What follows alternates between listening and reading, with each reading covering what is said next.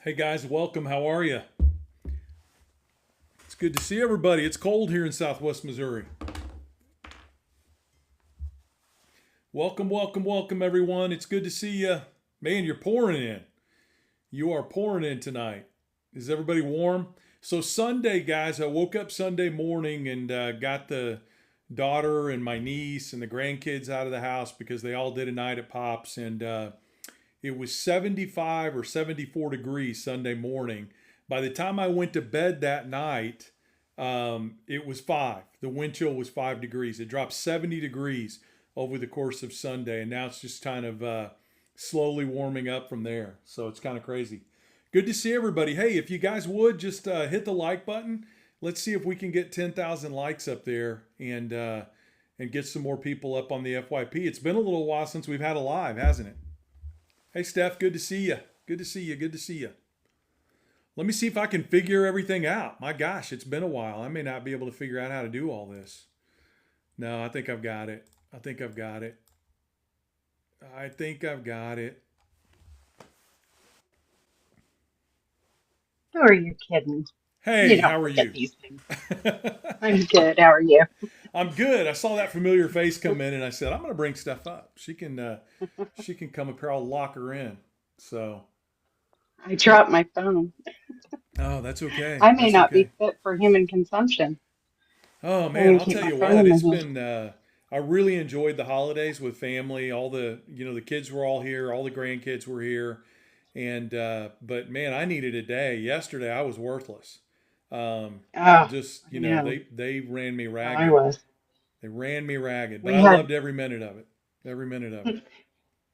we had ours on Saturday, so yesterday was definitely a recovery day for me still. Oh Sunday and Monday yeah. both. Yeah, yeah, yeah, But yeah. Well, it's good to see everybody. It's good to have a live. We're going to do a lot more of this. I'm going to jump back into the lives here. I've been traveling all over the country and it's been crazy. And you're out on the road for days at a time, and you get home or I shouldn't even say home. You get back to the hotel room and it's 8 o'clock at night, and it's just, if I'm being honest, like the last thing you want to do is jump onto a live after you've been out on the road all day long. You know what I mean? And yeah. but we've got a little break here. I don't have an event until the end of January, and then I've got Oh like gosh. 24 events in a row. It gets really super crazy, you know. That's going to be So incredible though. yeah, I'm ready for it. A lot of them are here in Missouri. I've got one in Minnesota. I've got one in Illinois, and then I'm working on one too. Believe it or not, all the way up in Wyoming, which I'm excited about. Oh my gosh. I'm just trying to get them to do that late spring, so it's not too cold. Not too cold. That'll be fun. And on top of all that, this morning I got up, I got on the scales. I'm 3 pounds away from 40 pounds of weight loss. I don't know if you guys can Oh tell, my but goodness. I'm almost 40 pounds down. So I think your face looks thinner. that's what my daughter said. She's like, "Dad, you're half the man you used to be." So, you know, that's okay too. It's all good. The That's doctors were awesome. really happy. I went in and had my annual physical a couple of weeks ago, and the doctors were really, really happy with the progress that I've made. So if they're happy, I'm happy. You know what I mean? Are you If they, feeling any different? Feeling I better? am. Yeah, if I'm completely Good. honest with myself, I'm feeling a lot better.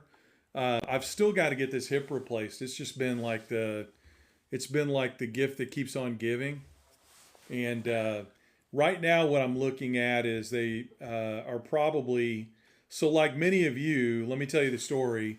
I priced out my insurance, my health insurance on the ACA, and my insurance was going to go up over $1,000 a month. So I had to switch healthcare providers in order to keep a gold plan.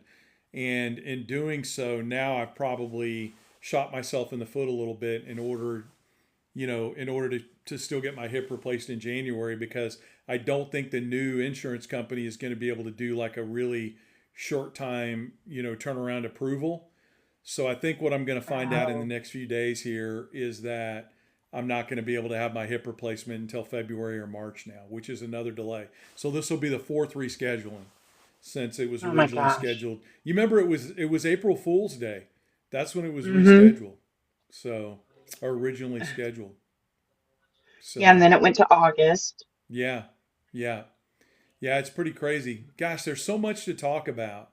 There is so much to talk about. I noticed. Did you guys notice the post office change today? I know we had a chance to talk a little bit about that stuff, but I was out on the Democracy Docket website, which is Mark Elias's website, and of course they had flagged this out on their website. And there are all kinds of issues with this. I mean, first of all, forget about the voting issue for just a minute. If you think about it, there are going to be all kinds of ramifications here for bill collectors as well. If you just think about collection agencies that are going to, claim that you didn't get a payment in the mail on time and start charging late fees.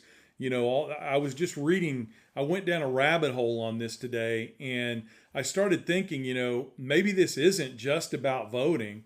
Maybe it's about allowing these big companies to have a fallback that allows them to charge more, in late fees and things like this. Because anything that requires a postmark that ends up being delayed past the day when you actually say mailed the payment or put your ballot in the mail, it's going to end up working out in favor of some of these big companies, collection agencies, and that type of thing. And it's like some of this I hadn't even thought Absolutely. of. I was kind of solely focusing on just the voting aspect of this, which is the fact that in the last election, there were hundreds and hundreds of thousands of ballots that were disallowed because they weren't postmarked by the due date for your absentee ballot or your mail-in ballot to be put in the mail.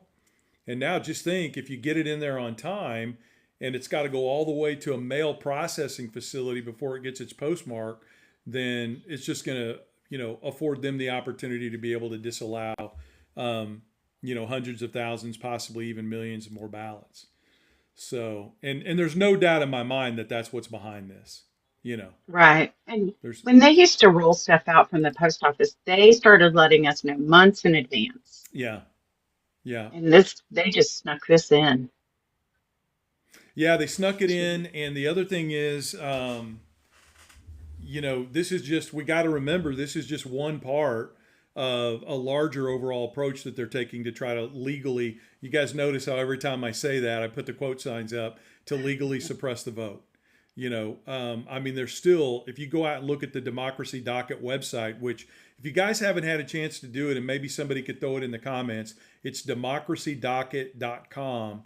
And if you go out there and take a look at the Democracy Docket website, which is, for those of you who don't know him, Mark Elias is the number one attorney in the country in terms of bringing lawsuits about voting rights issues against the Trump administration. And he's been very, very, very successful. I think he's got over a 90% win rate right now against the Trump administration. And that's an incredible win rate. But if you go out there and look, there's still something happening in almost every single state right now. There's still legislation in almost every single state to quote unquote legally suppress the vote. And it ranges, guys, everything from what they're doing with these postmarks at the post office, all the way to, things that we've dealt with in the past. Like if you do a mail-in ballot, you have to fill out your ballot. You have to sign it. You have to put it inside one envelope. Then you have to sign that envelope. Then you have to put it inside another envelope and seal up that envelope and then drop it in the mail. And if you forget any part of that process, even though it's a legitimate ballot, you forget to sign the inside envelope, you forget to sign the outside envelope, or maybe you don't seal the inside envelope. All of that in the 2024 general election, and even going back earlier than that, all of that's been used as a modus operandi to, prevent ballots from being counted. Up to 12 million ballots in the last election. Just think about that. In the Wow. 2024 general election, we had up to 12 million ballots that were not counted because of legal voter suppression. So, Mark Elias is the only attorney, or his firm is the only firm that has taken on Trump regarding voter information. yeah, Trump wants all of our voter information. yeah, And Mark Elias is the only person fighting that right now. yeah, So if you guys don't know yeah. who he is, he's important and we should all be kissing his feet because Well, he's he's got a fighting great for us track every record. His day. winning percentage, like I said, it's over 90%. So if you're Hmm. donating to causes, for people that are fighting this voter suppression across the country, I mean, right now, I think you could make a really good argument that he's the number one. That would be the number one organization that you would want to give to, right? So, Yeah. And then you know, who's not doing anything to help this out are all those white shoe law firms that capitulated to Trump, you know, right off the bat. Yeah, yeah, yeah, absolutely. Absolutely. So, Jill, the postmarks, what they've done is the post office is no longer putting a date postmark on your mail when you take it to the post office and drop it off to be mailed. What's happening is it's not going to receive that postmark now until it goes to an actual mail processing facility.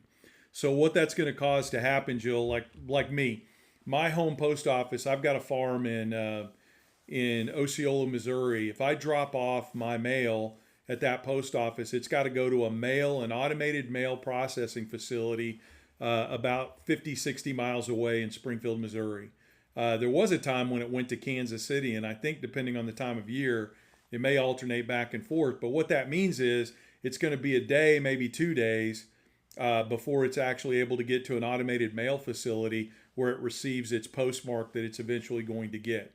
So the way that's impacting voting, just for anybody that wasn't in here earlier, the way that's impacting voting is if you drop, in most states, you have to have your ballot postmarked for mail-in voting on election day or earlier, right? So if you go on election day and you drop that ballot off and then it takes a day or two for it to get to a mail processing facility, even though you dropped it off on the post office on election day or sooner, then that ballot can be ruled out. They can say the post date is past election day because it went to a mail processing facility. So instead of, let's say, November 5th, it's November 6th, November 7th, they can say that ballot doesn't count, that ballot doesn't count. They can And still go in and get it postmarked at the counter, right? Or no? I've I'm seen not both. sure. I actually, believe it or not, I try. You know how hard it is to actually call your local post office? I tried to Yes, I do. call It's not today in the and phone talk. book. Yeah. So I think what I'm going to try to do tomorrow is I'm going to run up to the farm and I think I'm actually just going to stop in the post office and ask them that question. Because I've seen on social media today and in some articles, I've seen both. I've seen some people Uh-huh. saying that you can postmark it at the counter. I've seen some people say that you can't. I also saw some people that said, yes, they'll stamp a date on there, but it's not considered the official postmark, if that makes sense. Ugh, that's messed up. Yeah. Yeah. So anyway, this is something we need to continue to fight because the bottom line is this, guys. The president is being hammered in the polling. They're losing by incredibly large margins, at the polling place. So the writing is on the wall in regard to what's going to happen in the midterm elections. The writing is on the wall. Okay. He's got, I have to be careful how I say this because one of my relatives reminded me, I usually word it this way, but I forgot the other day. He has the lowest approval rating of any president at this stage in his presidency. Now, we've got a couple of presidents that have ended up. Duke, you look like the kind of guy that knows a lot about election law. So if you want, request up and we'll hear your input about election law. Looks like you've done some pretty hardcore studying of election law in this country. Maybe you've got more than 30 years in the process like I do, but if you do, come on up. Explain to us how that's a lie. I'd really love to hear that. Maybe that's unfair of me. Maybe you've got a PhD in election law, but if you do, come up and we'll talk about it. But the bottom line is there's just going to be a lot of suppression going on because that's going to be the way they push back. If you look at the fact that he's got the lowest approval rating of any president at this point in his presidency, if you look at the fact that he's got the lowest approval rating among independent voters of anybody at this stage in their presidency, if you look at the fact that, you've got multiple elections that have been held, since November through today, special elections, and the Republicans are just getting hammered by about a 12% average margin, they're not going to win this thing at the ballot box, at least not as of right now. Now, could something happen between now and then? Could there be a complete epiphany and rebuild in the Republican Party that changes America's minds? Yeah, maybe. But I don't think so. I don't think that's going to happen. And if that doesn't happen, then they're going to have to find alternative ways. And listen, they've shown a propensity for this in the past, right? I mean, it's not going to shock you or Jill to understand that they've shown a propensity for this in the past. If they can't win in the marketplace of ideas, they will absolutely try to win through the suppression of the vote. It's not anything new for them. It's not anything new for them. So there you have it. There you have it. Let's bring our friend Marcus up too. Hey Marcus, how you doing? Pretty good. Well, a good example of that was what happened, last month in Tennessee. I mean, they knew that they were struggling, and what they did was sent out emails, these postal cards, and random calls, robocalls, Yeah. okay, to Democrats, only to the Democrats, to tell them that the election was on Wednesday and not Tuesday, which we all know that traditionally elections are on Tuesday, Oh yeah. but they Yeah. sent, and then you That's an see all oldie but these a goodie. posts.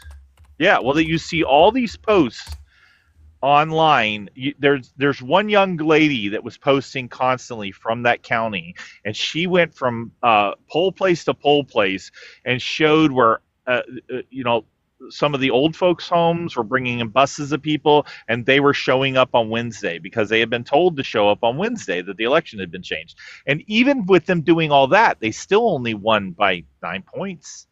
I Well, mean, and, they're and you know, going to, it, and it they'll cheat extends to win. into, remember what they did on the general election day in 2024, Oh where, yeah. Yeah. I mean, it wasn't them, but it was, they always like to say the Russian hoax, but what did this latest report from the Department of Justice say? They didn't advertise it because they didn't want it to get out there, but even the Trump Department of Justice, the fact is they've shown that it was, Russian cybersecurity behind these fake bomb threats that went into these Georgia voting places. And guess what? I know it's going to shock you guys to learn that those were primarily African American Democratic voting precincts. There weren't any of Yep. those threats called into, to rural Georgia in a county where there's a 90% Republican or Trump support ratio. So this just, it happens all the time. And that's why it's so important that we stay on top of it going into the midterm elections, because that is going to be the attack plan. It has What been in the I'm doing past. here It's only going to get worse. what I'm doing here and other Republicans like myself are doing here in Alabama is we're doing our very best. We've got a person who's going for Tommy Tuberville's Senate seat, who is a decent Republican, former Navy SEAL, Yeah, anti-MAGA, does not like yeah. Donald Trump, doesn't like what he's done with the military, And he's doesn't. running against And Tuberville. no, Tuberville is running for governor now. So Oh, okay. Oh my the God. problem with the governor's race is there is no he's out by a lot of points already. So the best we can do is to bombard these areas over and over again, and myself and a couple others, we've offered, I'm paying, some of us are paying for these inflatable screens, and we're going to put these little things out at the everywhere where he goes now and talks, that Yeah. says, when he says all these young men need to come off a SNAP, he didn't know that 53% of the people that are on SNAP are children, in our state, that 31% are senior citizens. The rest are all moms, single moms raising 3 and 4 kids. And he didn't know that. And the Hold fact that on. I'm we're sorry, buddy. Hang on. I'm go ahead. getting mass reported. I apologize. I saw somebody flag my live a little bit earlier, and now I've got that Discord group in here mass reporting me. I don't know Mm, if anybody could try to message Jason and see if there's any way he could drop on it. in, but they're mass I'll reporting see me what I right can now. do. Okay. Okay. They've just frozen new people coming into my live. So if we drop, I'll try to appeal real quick, guys, and come back up. But I just want to let you guys know they're mass reporting me right now. I'm just getting flagged left and right. I mean, that's what they do. It's funny. It's funny, Marcus, how we're talking about the fact that they can't win in the marketplace of ideas. So what they're doing is they're going out there and they're using these voter suppression tactics.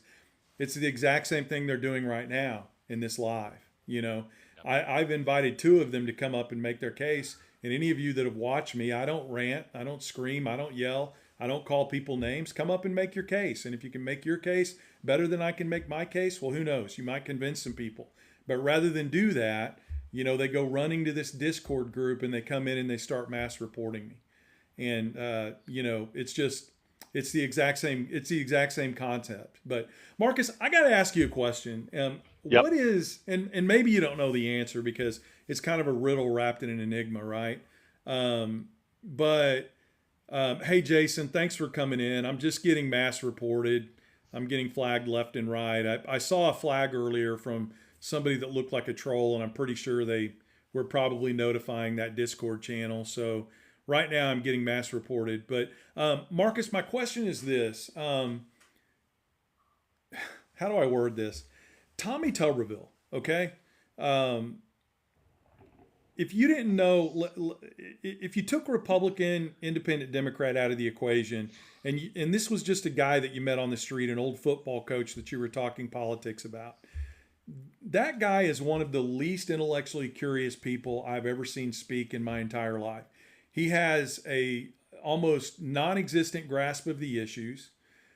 He doesn't understand policy. I've watched him on the floor of the Senate. I've watched him in committees where he's trying to ask questions of people that are there to advocate for better health care, whatever it might be. He is just, how do we want to say it? He's not the sharpest tool in the shed. How does he win down there? I'm talking about in the primary. I know how he wins in the general election, but how is he winning primaries down there? Are there just no Republicans running that care anymore about good policy? Is that what's happening? So I'll make it simple for you. I've been asked by both the Republican Party and the Democratic Party to consider running for governor. And yeah. I told both parties when I sat down with them, and I told the Democrats this too, and they said, we don't do that. And I said, that's the reason why you lose, because you're too nice. And even Doug Jones came and told them, you're being too nice. We're gonna have to fight fire with fire. I told them what would happen, and I'm gonna do it in a polite way, but I would use the actual words. I would say that mother effer. I would say the same thing as what we see Harris doing now on her book tour. Yeah, that's the reason why your Uncle Johnny doesn't have health care. He's the reason why your Aunt Sally lost all her SNAP care, benefits, had to reapply for them, then got half of what she used to get. That's the reason why your Uncle Billy Bob doesn't have half of the benefits that he had from the military before. This is the guy why we can't get cancer. I would keep pointing at that MAGA over there. I would keep saying that MAGA over and over again if I primaried against them. Yeah. But see, the problem is everybody wants to be so nice during these runs now, and they're going to have to stop doing that. I'm sorry. It's just, you got to fight fire with fire sometimes. Well, I'm right there with you. I'm right there with you on that. Let me tell Jason, hey, Jason, thank you so much. I haven't talked to you since way before the holidays, and the very first time I talked to you is to beg you to come in and save my life, which you have done. So thank you very much for that. The numbers are climbing again. I really appreciate you coming in.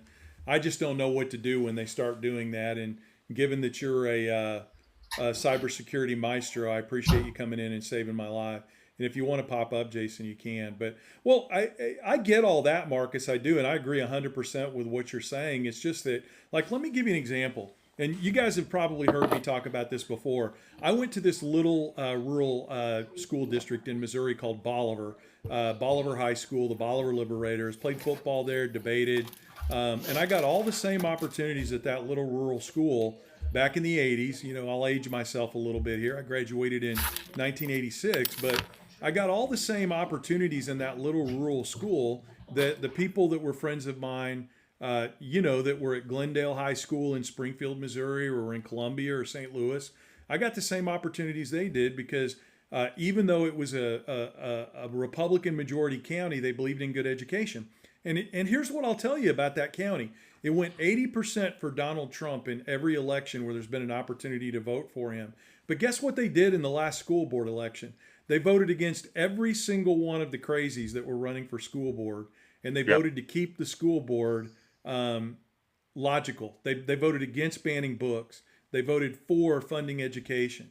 They voted for raising teacher pay. And it's like, so when pressed at the local level where they know it makes a difference for their kids and their grandkids, they voted the right way because all they had to do was listen to these people to understand that they weren't going to be good for our schools, they weren't going to be good for our community. And I just wonder with candidates like Tommy Tuberville, who are dumber than a box of rocks, if I can just say the quiet part out loud, it just amazes me that they don't apply that same standard, that they're willing to elect somebody that does not have the intellectual capacity to govern. They're willing to elect that person and put them in charge of some of the most important issues that face people in a state, like healthcare, like education, like economics. People over 35 here, because I graduated in '87, but I grew up in Florida. But people over 35 here 33% of them didn't graduate from high school. That is a problem here in the state of Alabama. When you look at graduation levels over age 50, it's like 43% didn't graduate from high school. If they weren't playing football any longer, and I understand we're a farming community and chicken, like you take chicken farmers up on the mountain where I live at, there's that District 7 is a ton of chicken farmers who make millions and millions of dollars because they're chicken farmers, okay? But the problem is when you look up there on that mountain, you'll find that most of those chicken farmers, if they weren't playing baseball or football or basketball or something, their parents let them drop out of high school. They never went to college, or they let them drop out of high school, and they move forward with becoming multimillionaires, but they're just not that bright. I mean, I've debated against. I get that, but the problem is I grew up around just the opposite of that as well. People that didn't have a college education, that were farmers, that were brilliant, and they believed in good public school education, and they funded the building of a rural hospital. And there are some of those areas, yeah. And I'm not denying that there aren't those areas.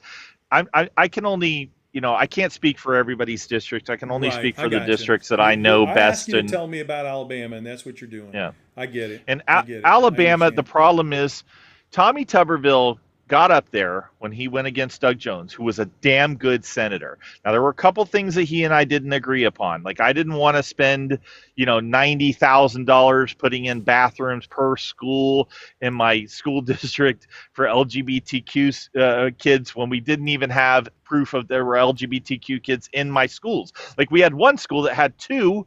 Okay, we could spend $93,000 over there if you want to, but I'm not going to spend it on the other schools. And why am I spending on elementary schools that don't even have any kids that say that they're LGBTQ? Identify or whatever. Yeah. Identify. But that's what they like to extrapolate too. I mean, when I go out and speak, I will tell you that every time I go speak, and I think I did 147 speaking engagements, last year, this year, 2025. You did twice what I did. Yeah. Well, and almost every time I speak, though, if I'm in a group that's mixed, meaning that there are, Democrats, independents, and Republicans there, that question will come up. But it always does. There just seems to be something deeper going on there, and it's not always. They can only attack. It's not always the culture wars. You know what I mean?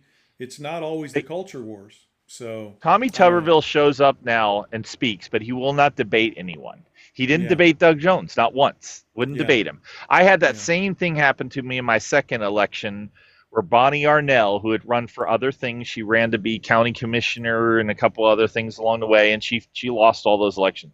She ran against me, and she wouldn't debate me. We went to the biggest debate for our state, and our mayor was there, county commissioners was there, school board members were there, and I stood there like an idiot and never got to get up on that stage because she didn't show up. That happens here all the time. They don't even go to the debates. Hey Marcus, let me say hi to Andy real quick. Been really patient down there. Andy, how you doing?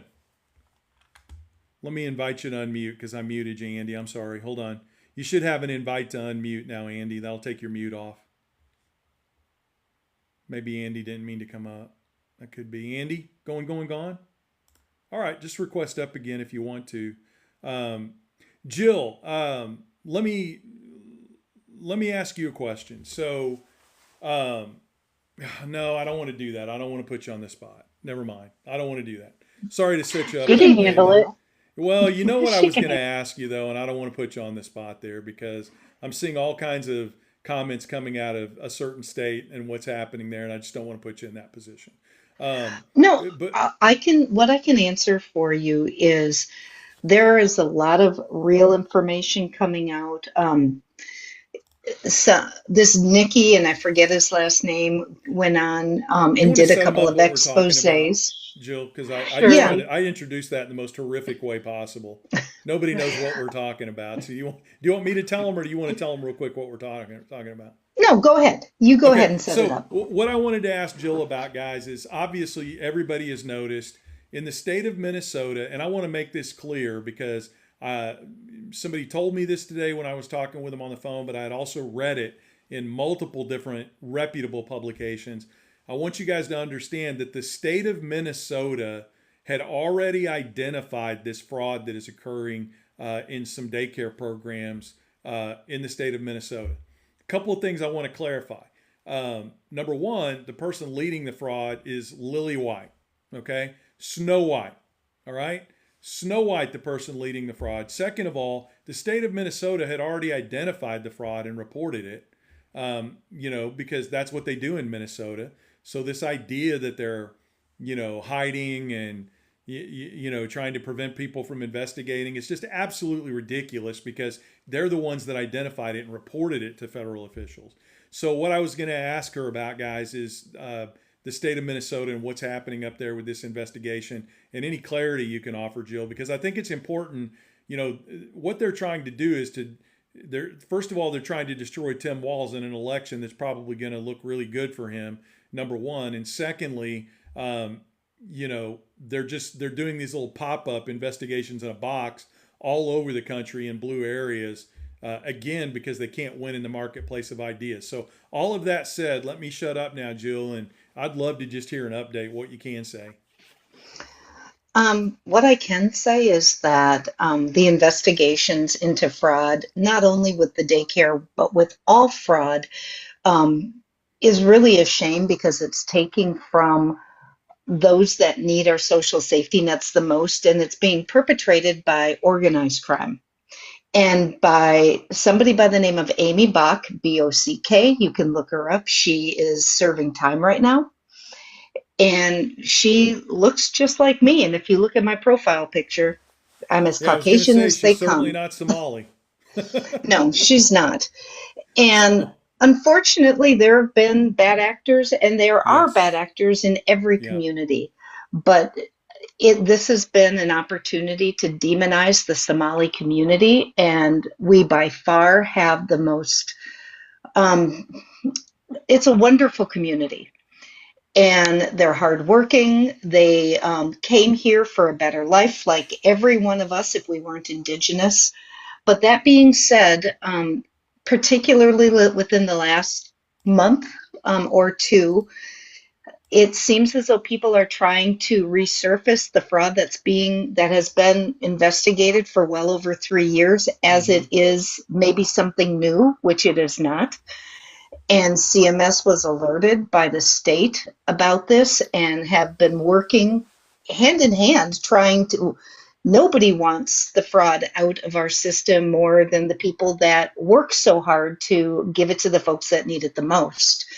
And just this last weekend, there was a journalist that took half-truths and partial information and spliced it all together to really do a hit piece on the leadership and on Waltz.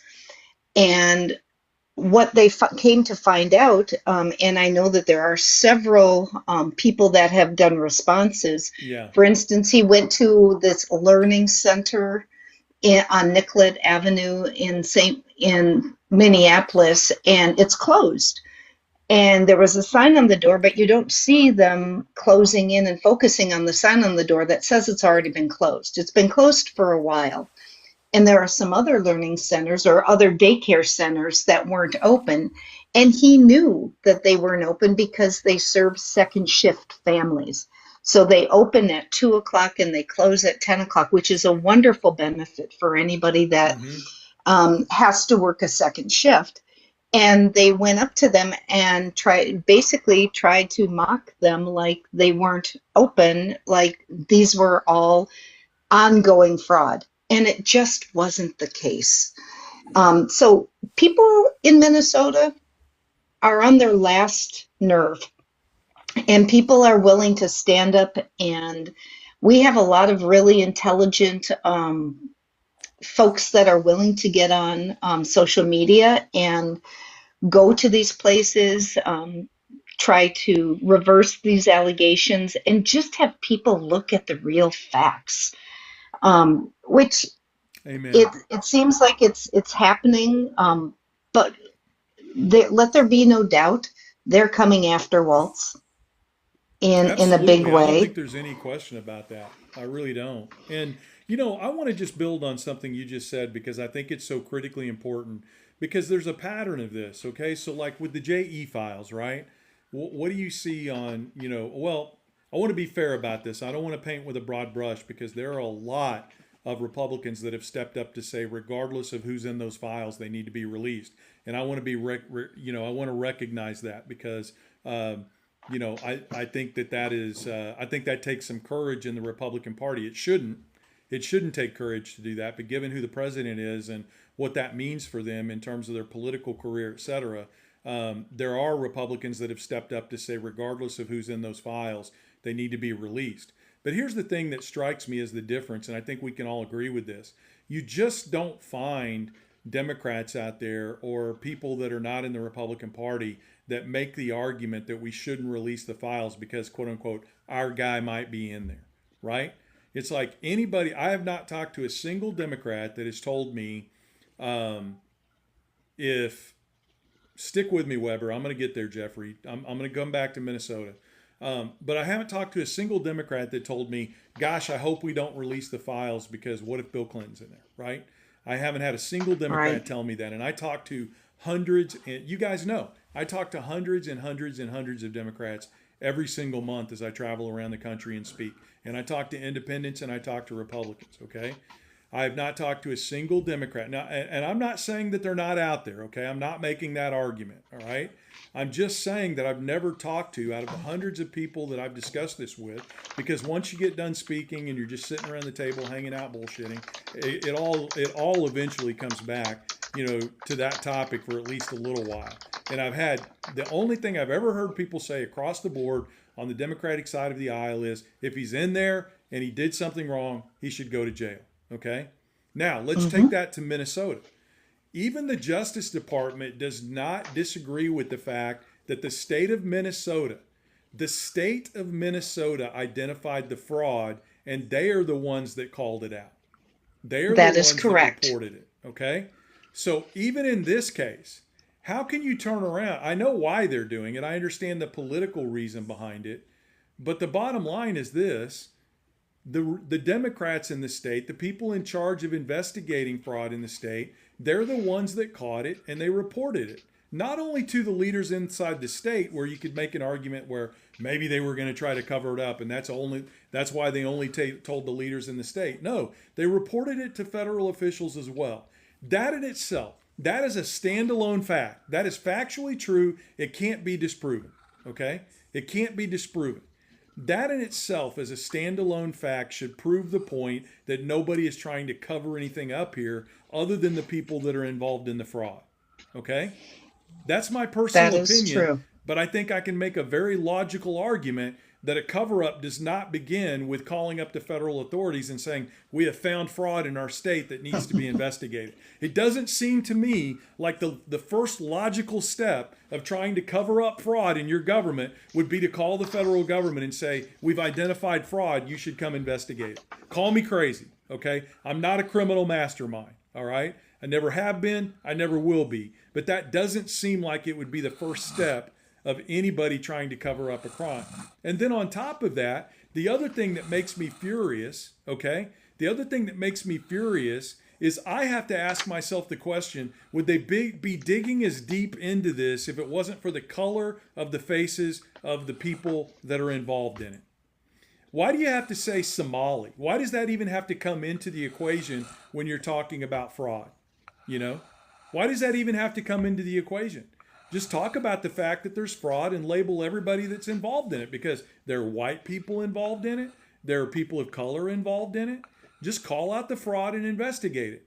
If you have to associate the term person of color or Somali or African American or Mexican American or South American, if you've got to use the identifier that this is a person of color when you're making the argument that this fraud should be investigated, then that tells me really all I need to know about what the motivator is behind this. You've got black people coming here to steal the white people's money. It's as simple as that. Now, do I think the fraud should be investigated? Absolutely I do. And anybody that participated in it should go to jail. But let's not try to pretend that this is being done for purely altruistic reasons.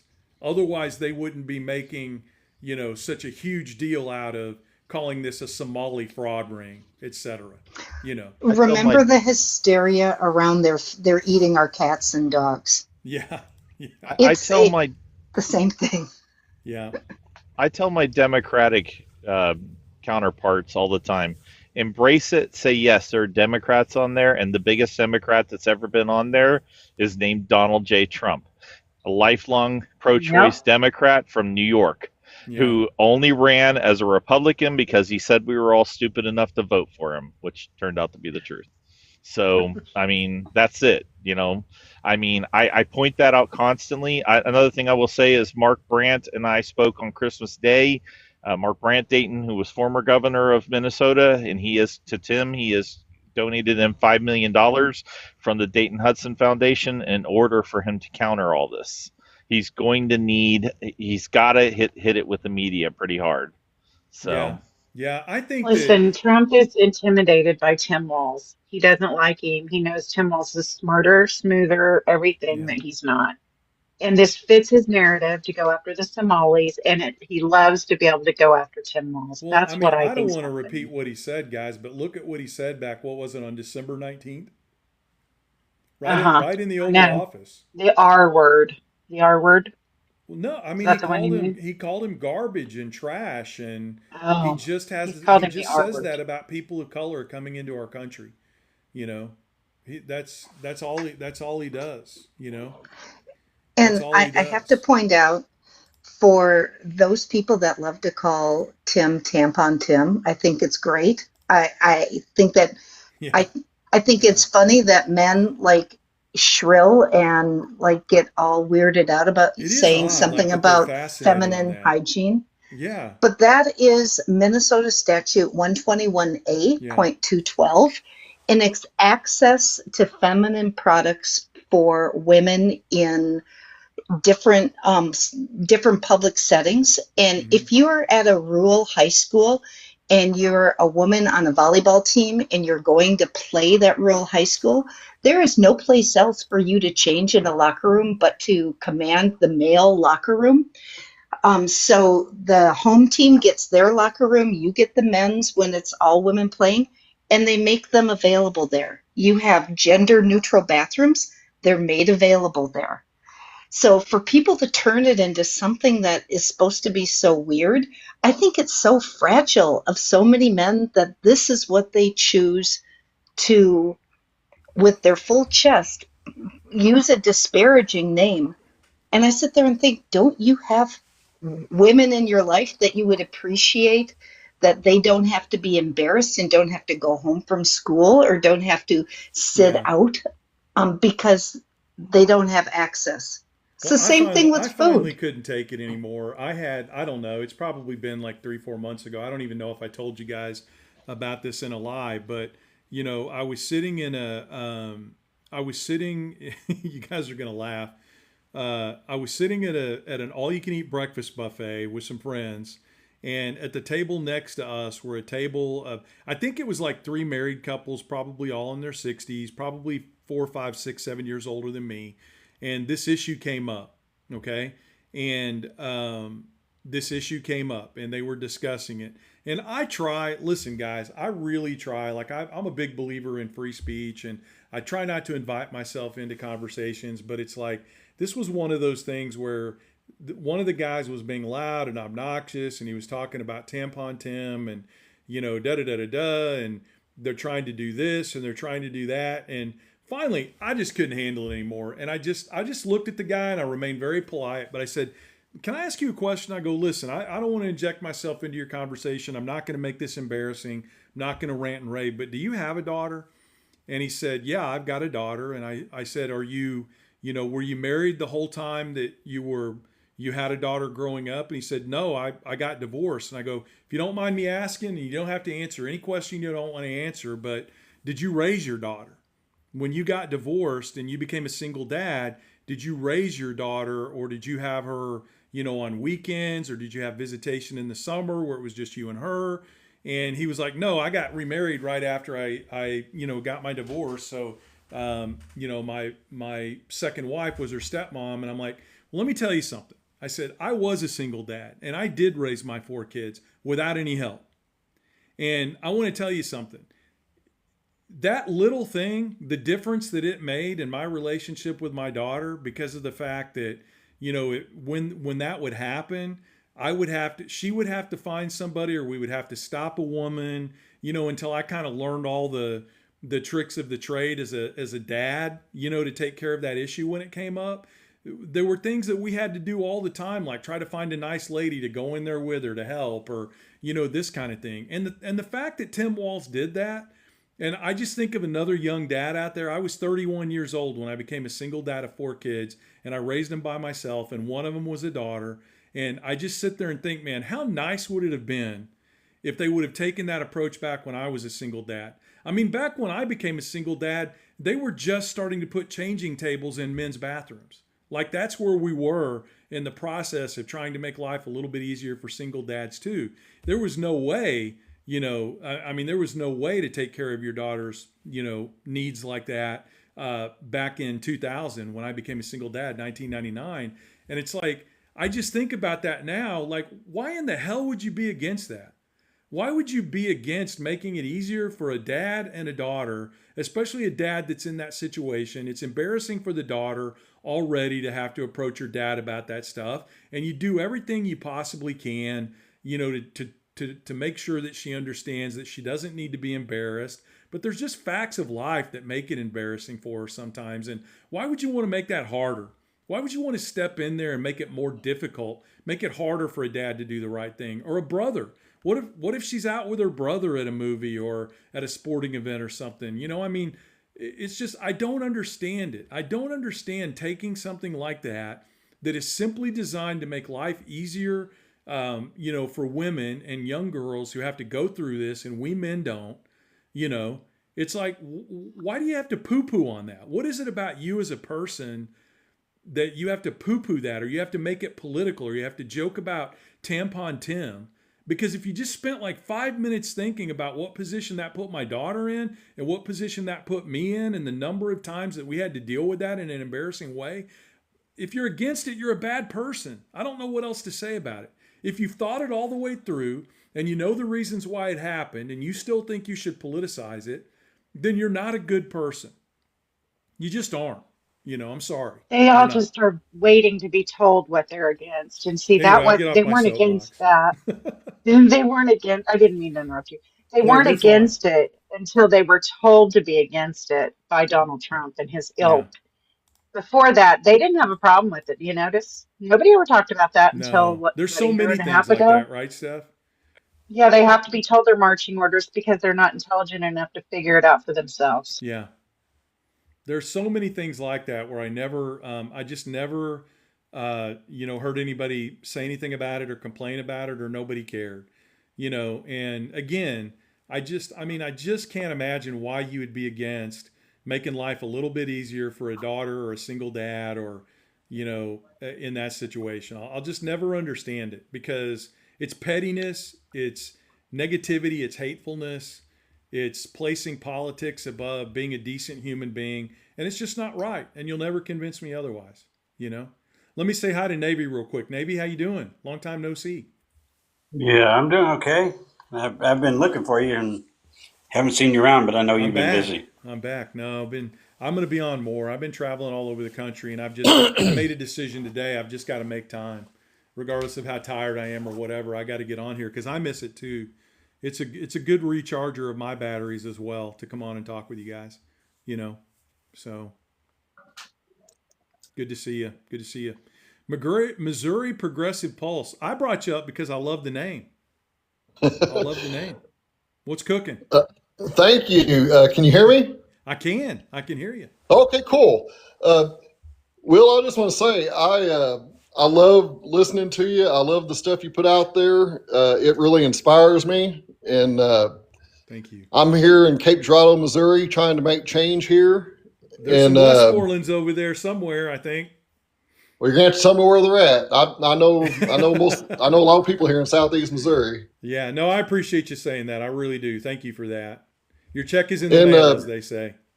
Yeah, and my name is Wayne, and I invited you to.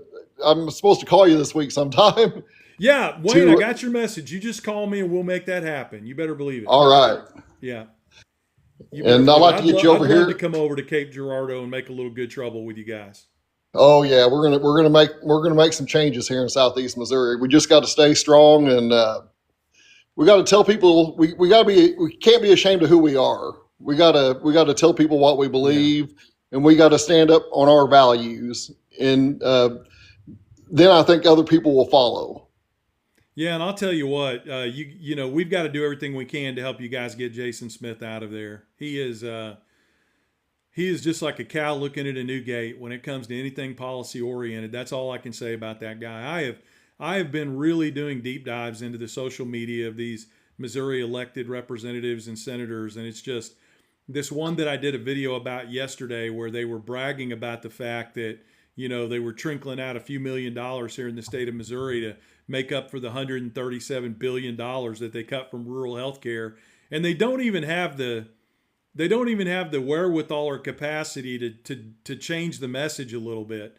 They just cut and paste it right out of the email they got from the RNC, and they put it out onto their website. And it's almost, I mean, honest to gosh, Wayne, it's like it's worded that they expect you to say thank you, you know? And I've been equating this, I was telling Steph a little bit earlier today, I've been equating this with somebody coming and robbing your house, and on the way out the door, they drop a $20 bill on the carpet, and they say, "Here you go. Thanks for your trouble." You know.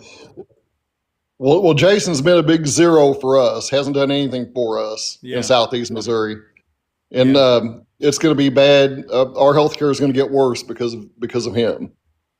Yeah, it's going to get really bad. I was looking at the date. I put it in that. I know sometimes my videos are too long, guys, and I apologize for that. But I've just got so much I want to say, and sometimes it's hard to talk about a complicated issue without spending the full 9 or 10 minutes that, you know, TikTok will give me to do that. But I'll tell you, the numbers that were quoted to us that were put together, you know, by groups like the National Rural Health Association in terms of how, you know, premiums were going to be impacted. I got to tell you guys, it's even worse than what they thought. You know, it's even worse than what they thought. They thought on average it was going to be about 123% increase, or we were going to see about 130% average increase per month across all of rural America. And it's a lot worse than that. You know, it's a lot worse than that. And I just think about the fact, you know, like I said in that video, if you think about the fact that 37% of the people in this country in rural America, let's keep it limited there right now, okay? 37% of the people in rural America are going to lose their insurance because of these changes. And if you think about it, that's 1 out of every 3 people you see when you go to the grocery store to buy groceries, or when you go to church on Sunday, or when you go to that, you know, high school sporting event. Just think of the fact that everybody in that room at one point or another over the course of their lifetime, they are going to experience a health issue that changes their life. Whether it's an auto accident that they didn't see coming, a cancer diagnosis, an unexpected pregnancy, there are thousands of reasons why people have to take advantage of healthcare in this country. And if you just think about the fact that when you're in a room with 100 people, you can safely say 100 of those people are going to experience a healthcare issue over the course of their lifetime. And then you pile on top of that 1 out of 3, 1 out of those 3 people, regardless of whether they're a Democrat, a Republican, an independent, you know, regardless of their nationality, their color, where they were born, their religious preferences, 1 out of 3 of those people you're looking at in that same room are going to lose their insurance. And we all know what that means. I'm working with the Robert Wood Johnson Foundation right now to put together some data about, you know, what each percentage of healthcare insurance loss means in terms of lives lost. But I can tell you in that room, it would translate into a couple of people losing their lives because they can't get the treatment that they need. And it no longer, I mean, you guys tell me if I'm wrong, okay? And I'm talking to even those of you in here that are Republicans, okay, or independents or non-political. Is that not like a minimum thing we can agree upon?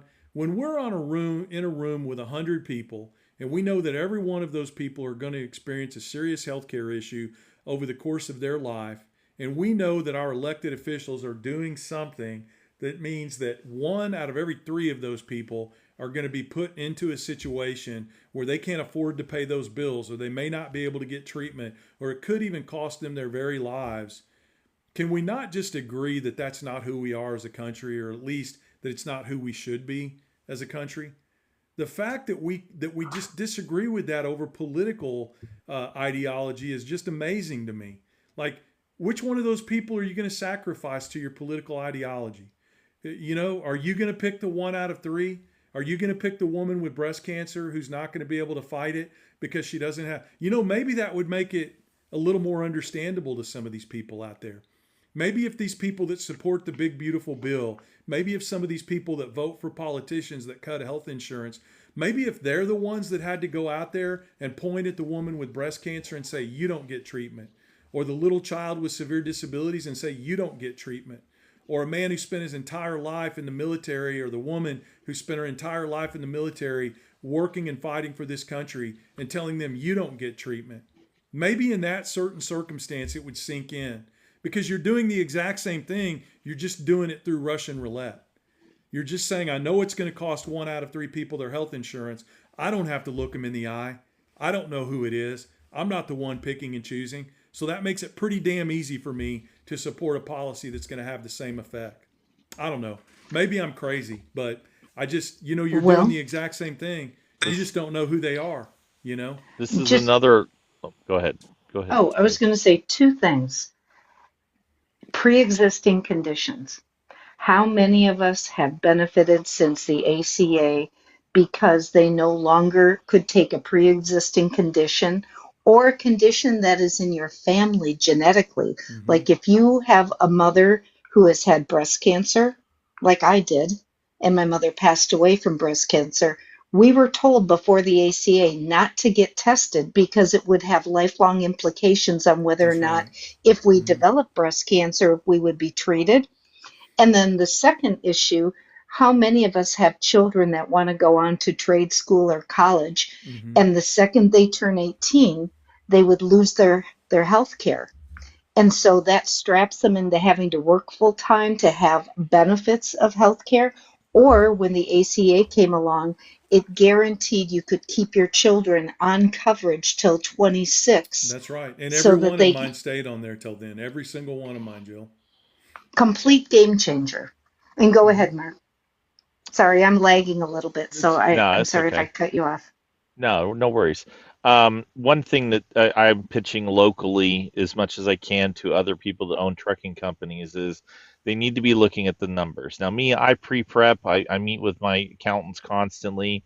We sat down, we figured out what the numbers were going to be on what I'm saving with the big, beautiful bill with the tax breaks that my company's getting and I'm getting personally. And I'm actually taking less of a dividend this year, and I'm paying out to cover the amounts of money that my drivers that were on the ACA are now having to pay the difference. One of them, I'm going to have to pay almost $700 a month for his, because that's how much his ACA went up from last year to this year, or what he just received back on December 11th or whatever. So, there's plenty of them that I'm doing $200-300 here and there. There's a few of them that I'm doing right around $100, but other companies need to be looking at it. If you got a big, if you're sitting here and you're well off, if you ended up getting a tax break because of this, and you want to be able to look in the mirror and sleep at night in your bed and know that your employees are taken care of, you're going to have to figure out how to do it from your own company. And I've already figured it out. It's not rocket science, and it's not really costing me. I'm still getting a bigger tax break than what I'm covering for them. So Yeah, ultimately, no, I can actually remember the sinking feeling I got in my stomach, because I had to close down a company because I was in a contractual relationship with a great regional company, and everything was going just wonderfully well. The business was growing. I got up to over 200 employees, and then it got bought out by a large national federal government contractor. And I can remember, and Steph and Jill have heard this story so many times, but I can remember getting a call from a friend of mine when he read the press release that this company that I've been doing business with had been bought out by this government contractor. And he said, "Will, sell your business." He goes, "I guarantee you that if you stay in business with this government contractor, your company will not exist in 3 years. And the only thing he got wrong is it took 2 years.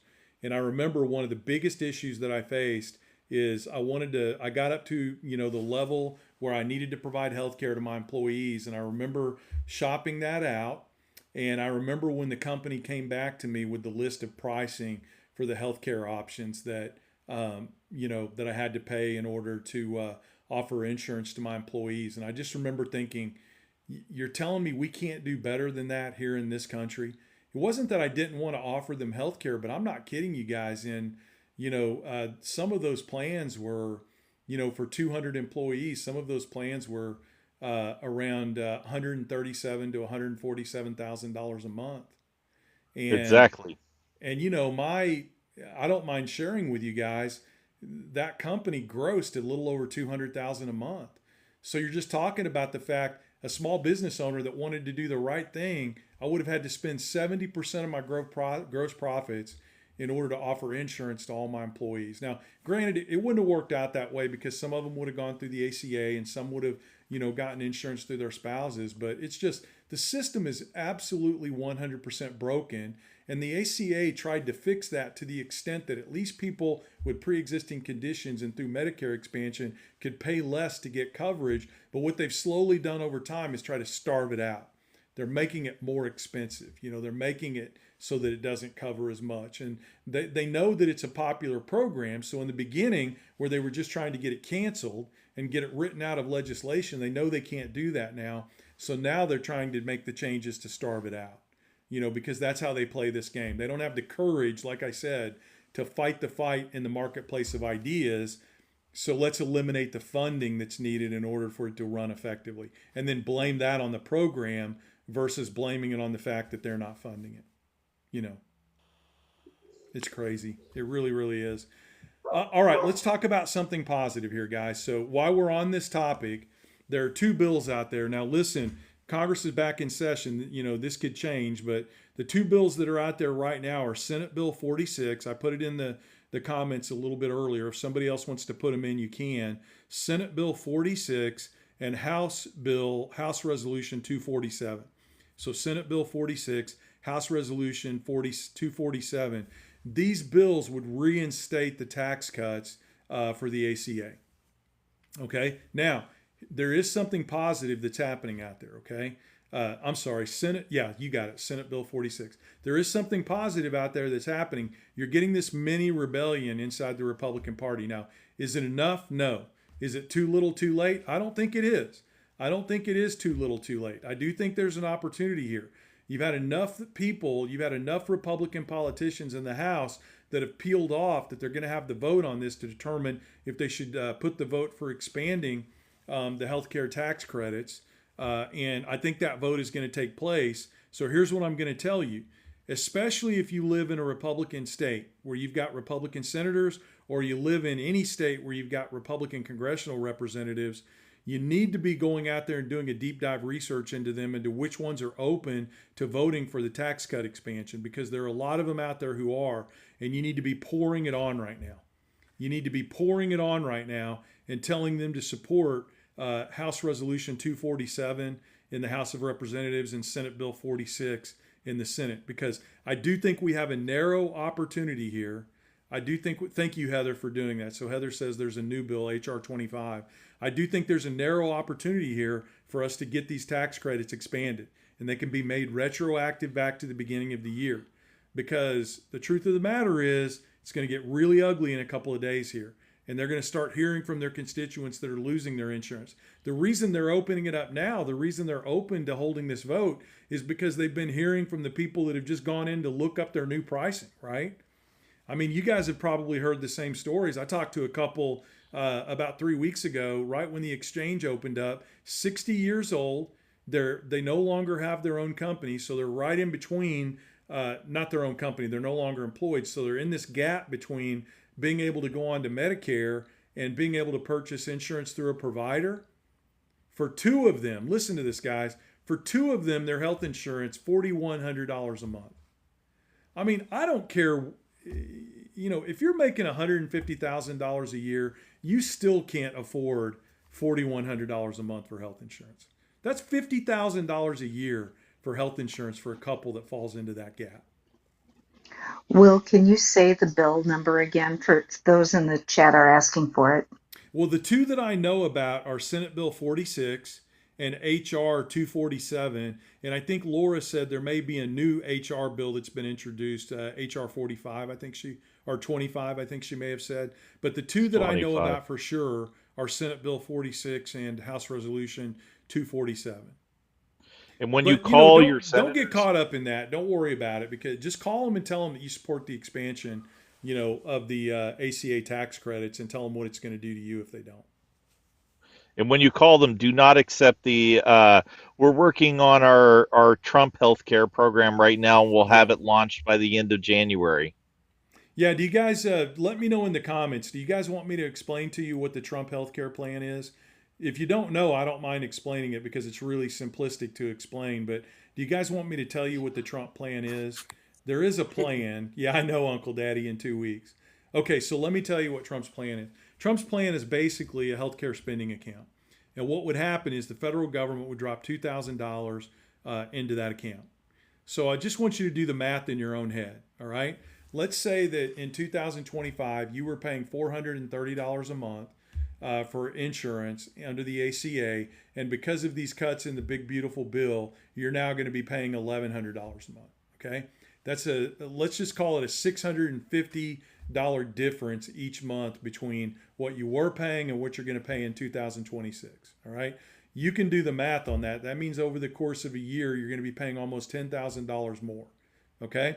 So you're going to have to scrape together somewhere between $8,000 and $10,000 more to get the same level of health care that you were before they made these cuts in the big, beautiful bill. What the president's plan is saying is, don't worry about that additional $8,000 or $10,000. We're going to give you a $10,000 health care spending account, and you can help pay for your insurance with that. The other thing is, it doesn't even write in a guarantee that that money has to go to health care. So just imagine if you're a young family out there and your electric bill's about to get cut off, or you've got to get out there and get diapers for the kiddos. What do you think you're going to spend that $2,000 on if everybody's healthy? If everybody in the household is healthy, and you've got a choice between spending that money right now to keep the car that you need to get back and forth to work, or to keep the lights on in the house, or to keep the heat on in the wintertime, you know what's going to happen with that. So that $2,000 is absolutely not going to touch the gap that's occurring because of the fact that, we've got these big dollar cuts in the big, beautiful bill. Hey, let me say hi to Susie real quick. You've been up here a long time, Susie. How you doing? I'm doing great, Will. It's good to see everybody.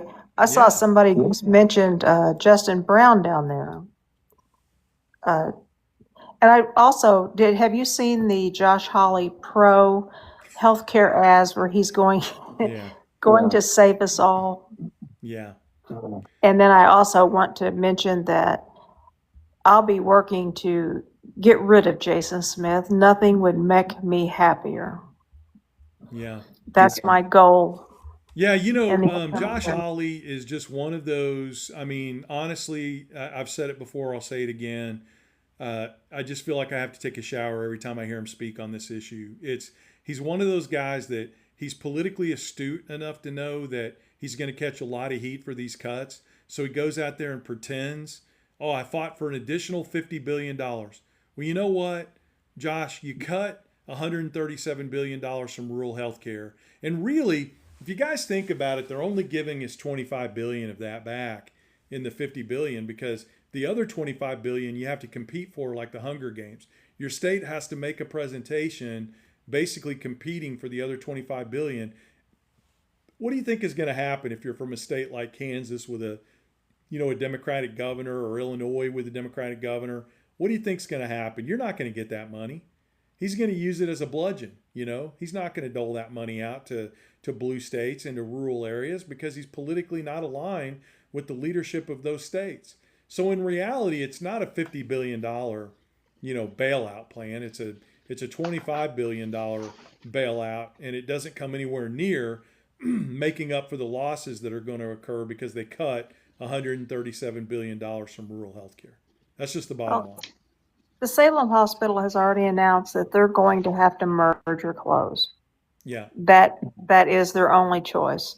And one of the last meetings was about how much of this $50 billion they would get. And it's down to they expect like $10,000. I mean, that's all there will be left for them, which is nothing. It won't take them through a month. Let me see if I can pull up. I had this pulled up once, and I don't know if I still have it pulled up, but I actually pulled up the wording. How do states get the supplemental funding for rural health care? The real question, yeah, go ahead. The real question here is the money still there? I would guess not. Much like he's saying about giving $12 billion, which I would love to hear your thoughts on this, Wes, before I have to go, because what I'm hearing from my farmers here is they're constantly talking about the fact of how are we supposed to get this $12 billion? He promised us $10 billion at the time when Argentina got $40 billion. They got their $40 billion. We never saw any way for us to get any part of this $10 billion. And last year, they got $17.75 billion. So technically, it's $5.75 billion less than what they got last year. That's right. He has never announced how that's going to happen, has he? That's right. It hasn't been voted on. No legislation over in Congress for it. So how is it supposed to happen? Where's that money supposed to come from? So states receive the additional $25 billion in supplemental federal funding for federal health care primarily through a competitive application process to programs like the Rural Health Transformation Program administered by the Centers for Medicare and Medicaid Services. States must submit a detailed transformation plan developed in collaboration with local stakeholders and then distribute the funds to provide within their state. To receive this funding, they have to designate a lead agency. They have to collaborate with stakeholders. They have to submit a detailed, comprehensive plan that shows that the money will be spent in alignment with the administration's guidelines on healthcare expenditures in the United States. And you know what that means. No reproductive health care for women, no vaccines, all that good stuff. And then they have to receive a state endorsement, which is the application requires an endorsement and a letter signed by the state's governor to be considered complete. Now, what do you think the good old boys under RFK Jr. are going to do when they get a letter signed by the Democratic governor of the state of Kansas spelling out, we want this $25 billion to bolster our vaccine programs for children here in the state of Kansas? What do you think the odds are they're going to get any of that federal money? Well, they're going to do the exact same thing that they did during C-19 when states were looking for PPE and things like ECMO machines and ventilators. And like here in my state of Minnesota, we had a critical need for pediatric ECMO machines, and they were sent to Wisconsin rather than Minnesota. They were not sent based on need. They were sent based on political favor. That's not leadership. Yeah.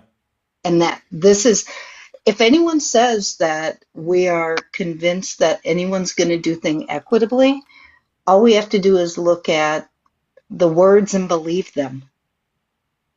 That's absolutely right. I agree with you there. And, that's just a pattern that's been repeated throughout the Trump administration, favoritism in funding. I read an article about this about a month ago, and it talks specifically about how the checks and balances that have been involved in federal government contracting, for the past, since World War II, how those have just been thrown. I mean, they were already bad enough, right? Like you've got federal government contractors that have been sued and lost lawsuits for committing fraud against the federal government who still get new contracts, right? So it's not like the existing system was perfect, but now it's even worse. There's just blatant favoritism in there. Why do you think they're putting Don Jr. on the boards of so many different defense contractors and tech contractors in this company? Because they know it's a green light to get these federal government contracts if they do that. Tiger, how you doing? Good. How are you? I'm doing good. Thanks for coming up. I'm sorry you had to wait so long. No problem. What's on your mind tonight? I'm just wondering, I'm in Kansas, red state. Wouldn't the red states, they voted for Trump, so shouldn't they be rewarded for that? by getting the funding that they need? Look at it this way, and Doesn't now like our governor. I'm gonna take off my farmer cap and I'm gonna put on my purely political consultant hat here. Okay, Okay. if you're Donald Trump, okay, look at it this way. You look at all these investigations, quote unquote, into fraud that are going on around the country. The Department of Justice is not instigating any of these investigations in red states, okay? I'm not saying that the fraud shouldn't be looked into. It's just interesting that it's only happening in blue states against blue leadership. And the reason for that is obviously because it's being used as a political tool to hurt them in the election, right? So now take that same standard and look at it this way. You've got one elected Democratic Congresswoman, Sharice Davids, up in the northeastern part of the state, who's been elected. You've got a really competitive Democratic veterinarian, farmer, rancher in Don Coover down in the southeast part of the state that I haven't seen any polling numbers down there, but my understanding is the Republican Party is really worried about that race. And then you've got a popular He's amazing. Democratic, yeah, you've got a popular Democratic governor out there. So think about what they're going to try to do with these rural health care dollars. They're going to withhold them, and then who are they going to blame? They're not going to blame all those red elected officials sitting in the legislature out there in Kansas. They're going to try to blame it on that blue governor. They're going to try to blame it on Sharice Davids. Those are the people that they're going to try to blame it on. Now, could it backfire? You're right. Absolutely, it could backfire. Especially if the governor, and I have no doubt that she will, puts together an incredibly, good plan for how these dollars should be spent. And she puts that in front of the people of Kansas, and they're like, hey, this is reasonable. We do want to spend additional money on health care for young children. We do want to make it easier for, our elderly to be taken care of in long-term nursing homes where they get better treatment than they have in the past. So it could backfire, but that's the reason why. They're not happy with just, the president winning a majority of the vote in a state. They are literally right now trying to flush out all blue leadership across the country. And that's why I personally, and you know what they say about opinions, but that's why I personally think that they'll use this the same way they are these investigations. They'll use them to try to, target blue leadership, even in these red states, to try to get them pushed out of office as well. You could see a whole lot of political advertising around, you can almost imagine Health and Human Services, a commercial that says something like, Health and Human Services put together $50 billion in additional funding. And when it came time for the governor of the state of Kansas to fight for the people of Kansas to get these dollars, she turned in a DEI woke plan to blah, blah, blah, blah, blah. I can almost see the commercial writing itself at the Republican National Committee right now. You know what I mean? Does that make sense? I completely agree. I kind of feel like, though, if we voted for, that's what we voted for. We kind of deserve what we get. It's a tough line, isn't it? Because there are times I feel that way too. I always tell people, like, don't put my face on Mount Rushmore, because even though I try to talk to people that voted the other way, I've said this many times before. On election night, I looked right at my kids and I said, I guess we're all going to have to eat out of trash cans before we finally get into this country. But the only thing is, and I just ask people to, whenever we start feeling that way, I ask people to come back and think, not a single child that was kicked off of SNAP voted for Donald Trump. Not a single college student under the age of 18, that is losing their education benefits right now, are being told that their credit's going to be destroyed or their salary is going to be garnished because they're not able to pay back their student loans. Not a single one of them voted for Donald Trump. And in the end, that's kind of who we have to remember we're fighting for, Yeah, but I bet their parents did. Well, but are we going to, I'm just asking the hard question. Are we going to hold them accountable for that? Are we going to hold the kids, are we going to hold those kids that were kicked off SNAP accountable for what it's a tough question. I've come down the side of saying no. I'm going to try to fight to get them the benefits that they need, and I'm going to try to change as many minds as I can. But I'm not going to condemn you if you feel the other way. I'm certainly not going to do that because there's some tough medicine that needs to be had. I think you're right. Yeah. I'm a blue dot in a red state. Yeah. But yeah, I can tell. I can tell. But I kind of feel like, well, if that's what you guys wanted, that's what you wanted. And now you get what you wanted. So I kind of find it difficult to feel sorry for anybody who's suffering. I don't think you should feel sorry for their parents that voted that way. I'm not telling you to do that. I agree with you 100%. I mean, they knew what they were getting into. They were warned, they were told what was going to happen. There's got to be, for me personally, I'm only speaking for myself, Right. Tiger, okay? But for me personally, I've just got to draw that line at people paying the price for something that they didn't vote for. And unfortunately, it's never, very rarely is it that wealthy MAGA farmer or that wealthy Republican business owner or that retired 64-year-old guy with the MAGA hat. They're very rarely the ones that pay the price. You know what I mean? No, you're right. It's usually the people that can least afford to pay the price, that are too young to vote or they don't vote. They're struggling to just get along every day. And that's all I'm asking you. And I know you do. I know you think about these people every day or you wouldn't be a blue dot. But I'm just saying, keep that in the back of your mind, you know. Yeah, you're right. Hey Wes, I don't know if you heard my question earlier, but I'm going to ask you to drop me down. Yeah, go ahead. I would like to hear what's going on with your farmers there, because what we're hearing in Alabama is the farmers are all standing here going, well, you promised us 10 million when you gave the 10 billion when you gave $40 billion to Argentina. We never saw that happen. Last year, they got $17.75 billion in subsidies. So technically, when he's given them 12 billion this time, it's going to be 5.75 billion less than they got last year. But no one has seen any way for any farmer to collect this money. There's no websites for it. There's no nothing. What are your farmers saying there? Well, right now, I mean, this is my understanding. Now, remember, I'm not a row crop farmer, okay? But I do religiously read my USDA publications that come out, like most farmers do.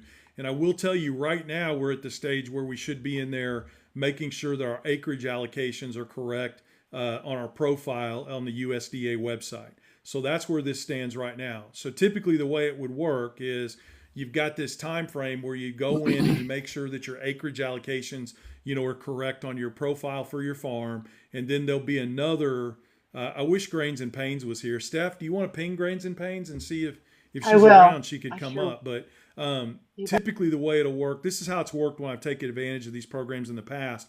You've got this period that we're in right now where you make sure your acreage allocations are correct. Then there'll be a period where you file. You've got your crop insurance, you've got your other programs out there that offer this, money to help offset losses. So that would come here pretty quickly, like right after the first of the year. But my understanding is right now we're just in the stage where we should be out there making sure that our acreage allocations are correct. If there are any farmers in here, I don't know if FSP's still in here. He's a row cropper. You guys keep me straight on that, but because I've only taken advantage of the agroforestry stuff before. Hey, Grains, I'm going to bring. Hey, Mark, can I drop you down and then have Grains answer that question? Do you mind? Yeah, because I got to leave anyways. I'm going to bring Grains up in your spot. Drop me and down. I'm going to have her walk through that. Okay. All right. Yep. Hold on, Grains. I'm going to invite you up.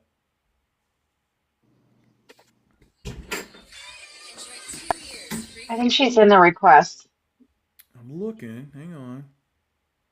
Grains, can you request up real quick? There we go. Okay.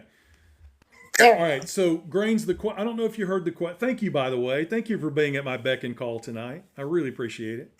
Anytime. I'm so glad my friends are here. I didn't see you were live. Thanks for sending me the invite. See how TikTok does me dirty? You see what they do to me?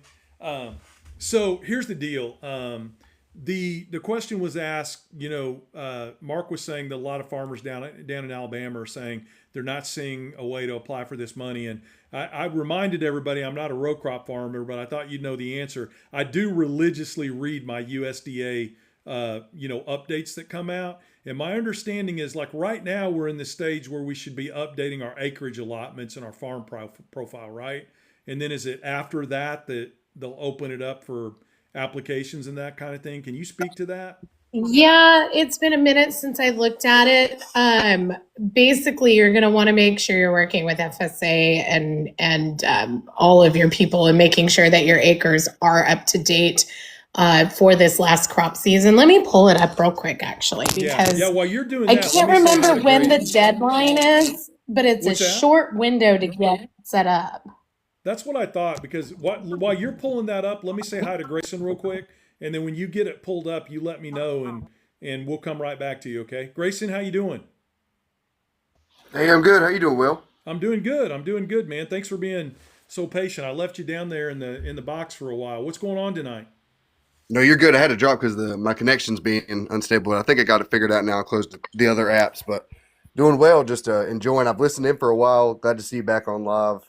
My first time joining up, but loving the conversation so far. Really appreciate your insight. Thanks for dropping in. I'm going to do a lot more of this. I've been traveling so much, but I just got to, sometimes I get cranky when I'm on the road, and I'm like, man, I got to go watch some TV or lay down, and I just got to make myself get on here because I love doing it. So I'll be on here a lot more going forward. You can count on it.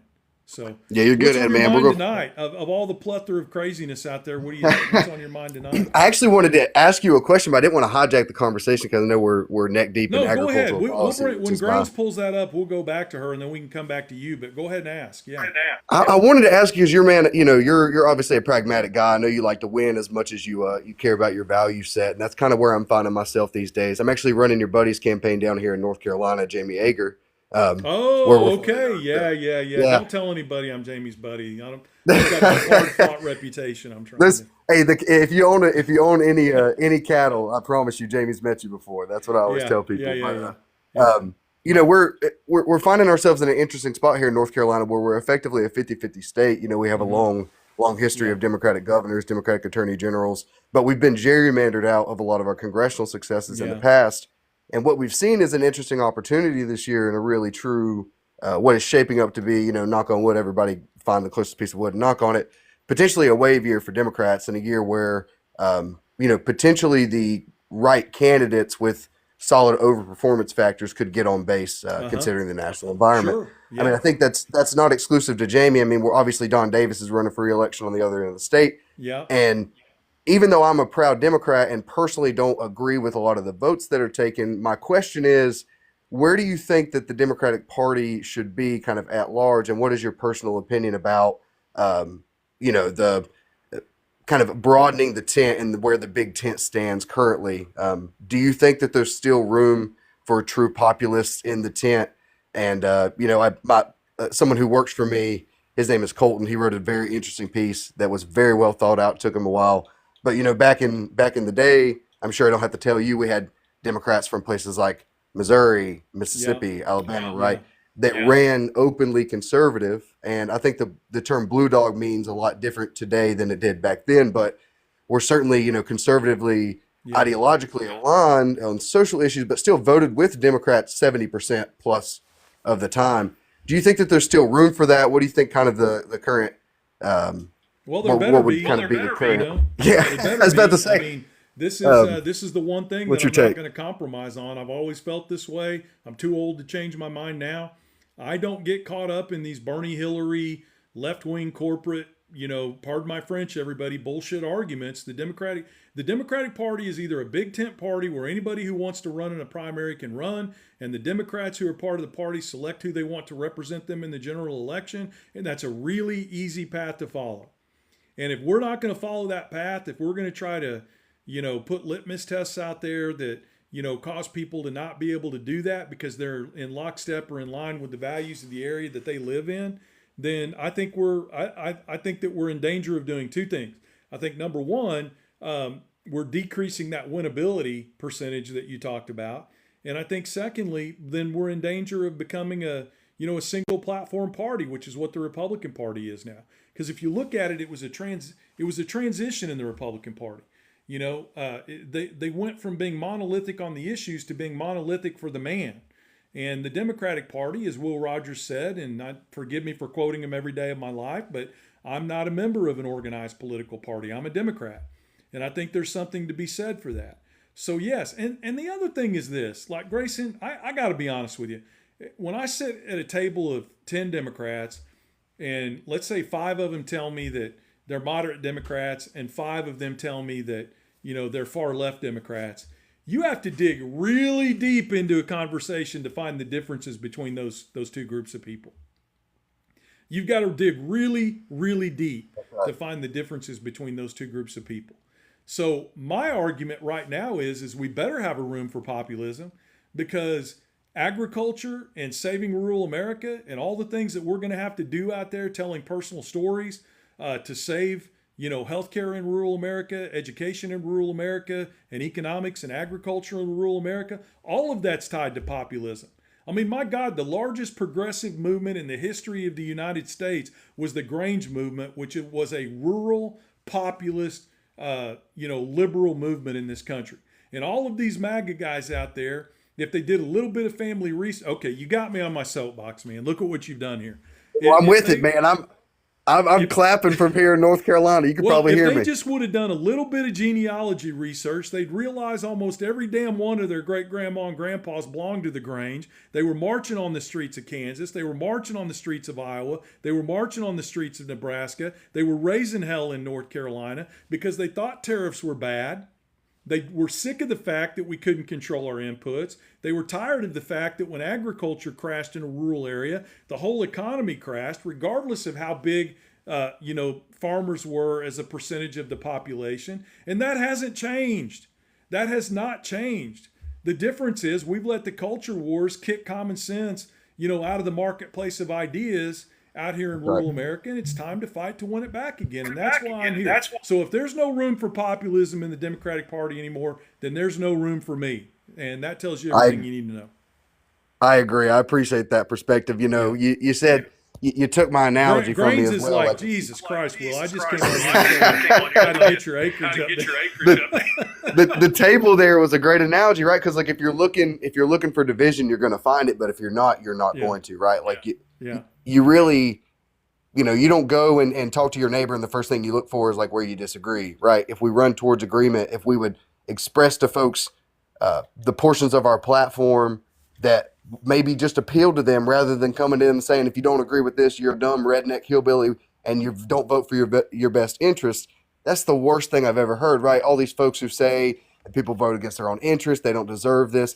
I get where y'all are coming from, but effectively, we're talking about the betterment of our country, right? At the end of the day, we either believe in our ideals or we don't. You got to put yourself in these areas that Steph and you and me and Grains and Pains that we live in. If we listen, you're not going to win rural elections by magically finding Democratic voters under rocks out there. And I know I sound like a smart aleck whenever I say that, but this is one of the things that drives me crazy is that I've been doing elections in rural America for 30 years now, and I will tell you that there are no Democratic, magical Democratic voters under rocks out there that are just going to come out of the woodwork and vote Democratic. The Republicans took blue parts of the rural United States and turned them red because they waged a 35-year war of ideas focused on culture war issues in rural America, and they changed those minds over time. And we will never win an election in rural America based solely on converting new Democratic voters. There's just not a scenario where that happens. There's got to be a percentage of that change that comes from changing minds. And those people are out there. We see them here in the back 40. We've had people come in here that voted for Donald Trump 1 or 2 times. And they're right up front about it. I had to feel the pain myself before I made the change in my way of thinking. And we all like to think we're altruistic and that we're in it for our fellow man. But if we're honest with ourselves, there are a lot of times when we go along with the rest of the crowd because we were finally impacted by the negativity of what happened. You know what I mean? Grayson, let me get back to Grains real quick. And ask her if you want to hang around for just a second. We can finish that conversation. Please do. Yeah. Sorry to hijack. No, you're fine. She's doing about 15 different things there. So, all right, Grains, what did you find out? Sorry, Mac Nuggets was asking me questions about his short tweet on Christmas. So here's what I found out. I'm going to start and end with this. If you have questions about this Farmer Bridge Assistance Program that was announced, earlier this month I don't even know now. I can't keep track. Contact your FSA office because your local FSA office is going to have all of the updated answers. Essentially, this program is you needed to make sure that you had your acreage reports finalized by December 19th with the FSA. Okay. Yes. Now, what I would do if I had not done any kind of finalization, I would call FSA and see what they submitted to the USDA. Because what's going to happen is the USDA is going to issue pre-filled streamlined applications directly to producers early in 2026 based on the 2025 crop reporting, the acreage reports. Okay. So whatever was there, there's going to be a pre-issued thing. If you don't think that you finalized, or if you don't think that they were accurate, contact your FSA agent. They will have the most up-to-date information.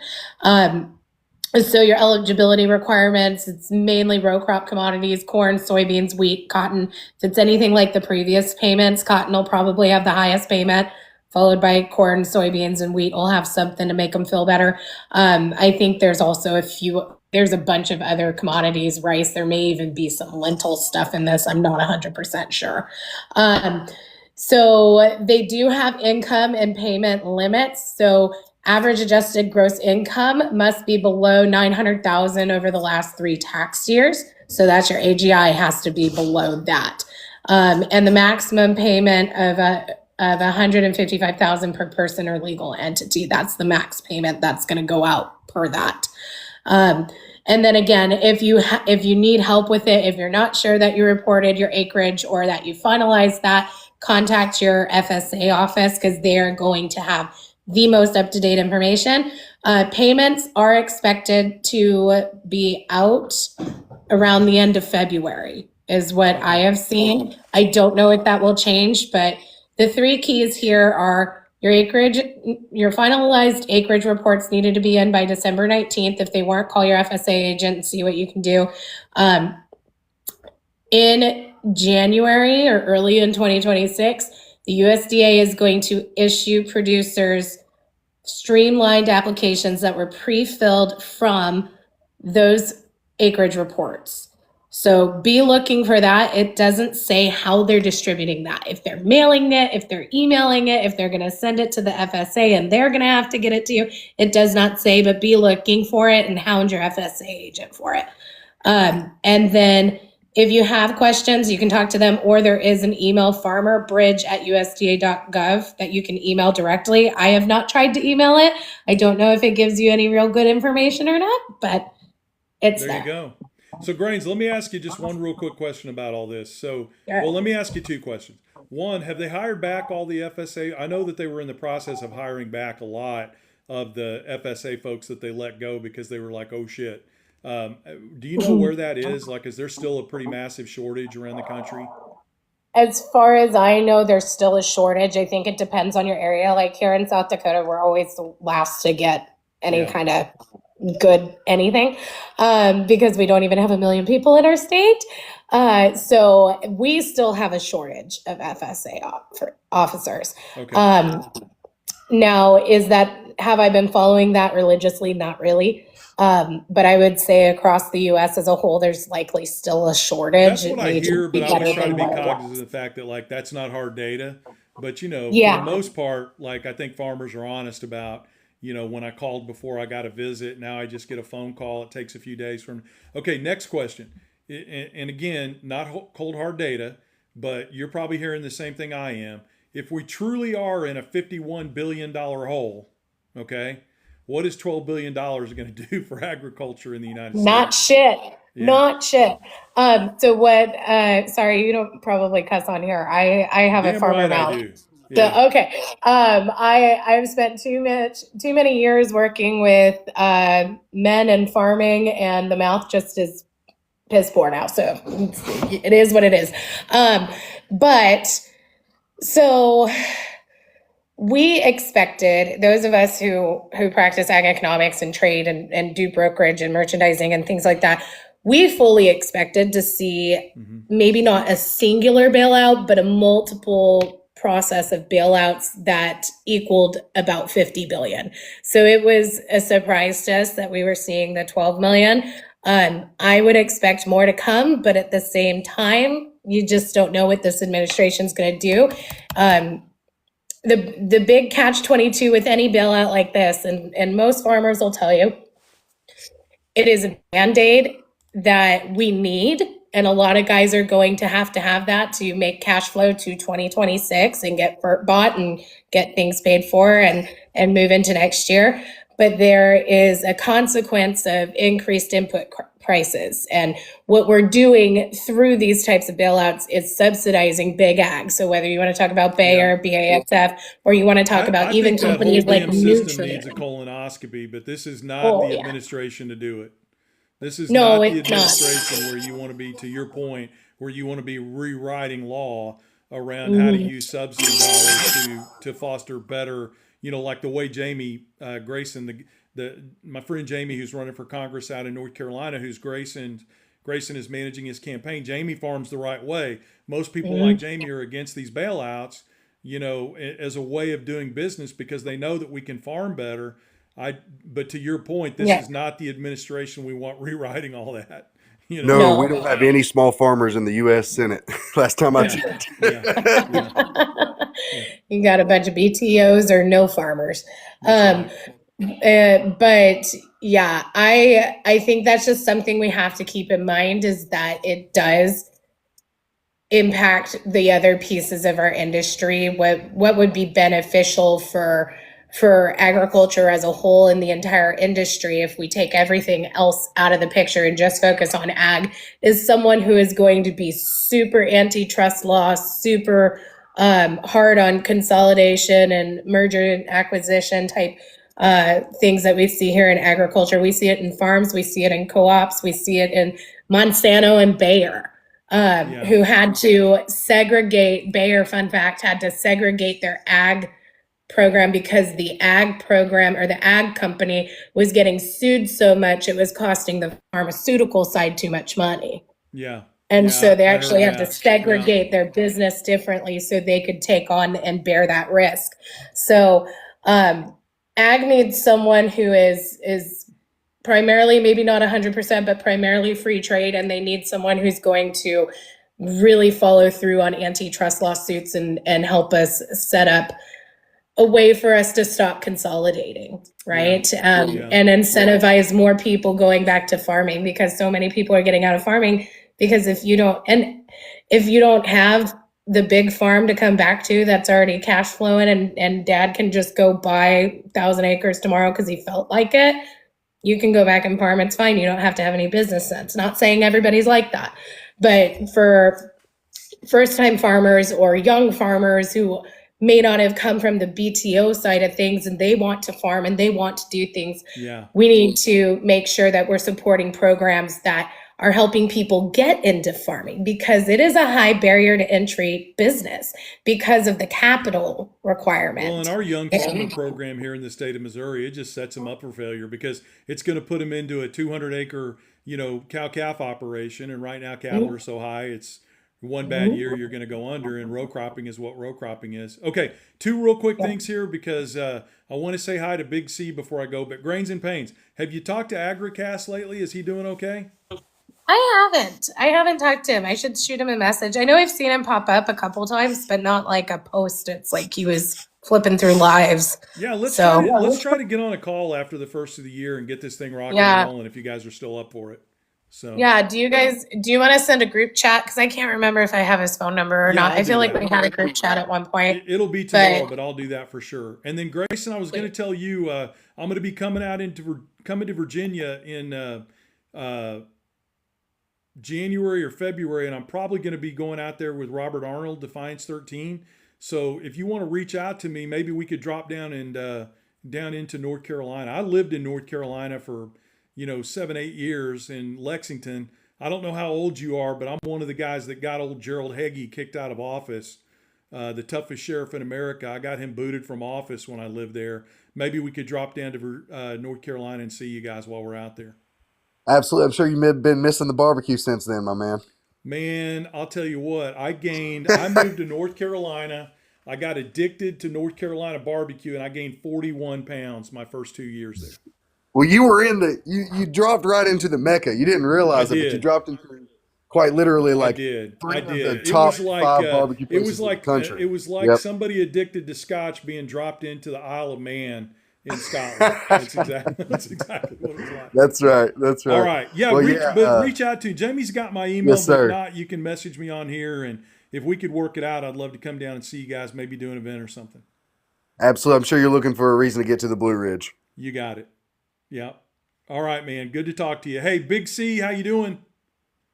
Pretty good, my man. I'm glad to see you Yeah, it's good going to be live back again. on. I'm sorry I left you hanging there for so long, but Yeah, did you see I direct message you? I was like, "You going live or what?" Because yeah. Anyway, well, good to see you. let me just tell you guys Yeah, while you're on all on here, what I'm going to try to do is I'm going to try to go live a couple days a week on here and a couple days a week on YouTube. That's going to be my goal. I'm really trying to grow that YT audience over there, so that's what I'm going to try to do. Going forward, and we'll see once the speaking engagements kick off at the beginning of the year. I may be doing a lot of those from hotels, but that's my goal. What's on your mind tonight, Big C? I don't know. I've been listening, and I live in, if you remember, I live in Idaho, and so obviously the farming stuff has been hitting the state a little bit. I'm still waiting on the group of you to invite me up there.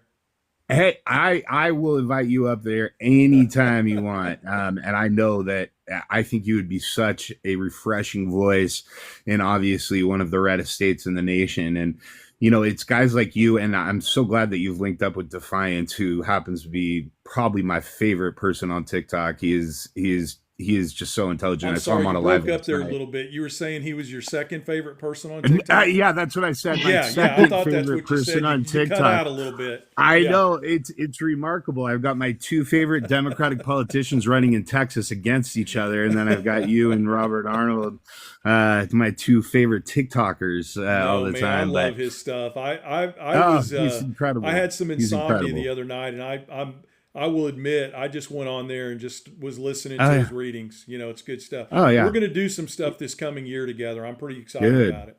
Yeah. I want you guys getting on some lives together. I saw him on a live last night promoting a politician out of Ohio, Chris Volpe, who's actually running for Senate. And I posted it on Josh's Discord too, so I'll let you know. Yeah, I really enjoyed listening to Chris. He's obviously new to TikTok, but he said he's going to start doing some more lives. He started taking some guests after they left, but I had to go, so I wasn't able to get up there. But he seems like a really amazing, again, a refreshing voice. But yeah, so I've been thinking about farmers a lot in the bailout, and I even though I've heard a lot of people talk about, oh, well, these guys voted for this, and I'm not one of those people who stand by that. These guys are Americans, and we need to get these people as much help as we can get them at this time, and I truly believe that. And just because it's this dipshit's fault, excuse my language, that this happened, but I still believe these people are Americans, and that's what needs to happen. And however, the question I have, and I actually talked to Marcus about this on another live one time, and I asked this question in other places, is that what I'm worried about is that all this business that we've lost, due to the tariffs and due to the wars that we've created with these people, are we going to get that business back? Is that business going to come back? That's my first question. And then to follow up that question is, at least you're asking easy questions, Big C. Thanks. Yeah. Yeah, well, and then the second question I have is if we don't get these businesses back and all these farms go under and we're just sitting, all this land is just sitting out here, I've heard a lot of rumors that this land is just going to get bought up either by the government or by major corporations that are just going to, enhance their riches. I mean, so I don't know enough about it, so I'm really kind of asking a question. Maybe it's a dumb question and no, all it's that. Not a dumb question at all. And I think the answer that I could give you is I don't think we're going to get the row crop markets back that we predominantly had in Asia anytime soon at all. And the reason I don't think that's going to happen is because the Chinese have made too large an investment in South America to find alternative sources for row crops. And they have dumped. Some people think it's billions of dollars. We know it's hundreds of millions of dollars that they have put into cleaning out the rainforest, to improve rail systems from the crop growing regions of Brazil and Argentina down to the ports, and then they've also done work in the ports to make it easier for those grain ships to get in there. So that investment was made because of the tariffs that were put in place during the first Trump administration. And I'm not some Wizard of Oz, guys. When I tell you this stuff, this is all stuff that's readily available out there if you do a deep dive. It's not sexy. It's It's not fun to read. Okay, you're not gonna put the book down at the end of the day and go, gosh, what a great read. But these are the kinds of things I like to read. I'm a little bit of a nerd, like Grains and Pains, if she's being honest with herself. And the bottom line is, we're not going to get those types of markets back anywhere anytime soon. That's why I think it's so critically important that we do a couple of things in this country. If I was running for president,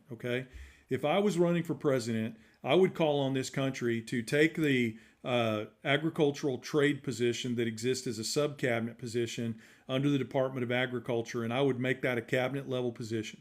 I would create a cabinet level position outside of the USDA or working in conjunction with it, where you have one person who is responsible for traveling around the world and developing trade of American agricultural products around the world, and not just grain products, not just row crops.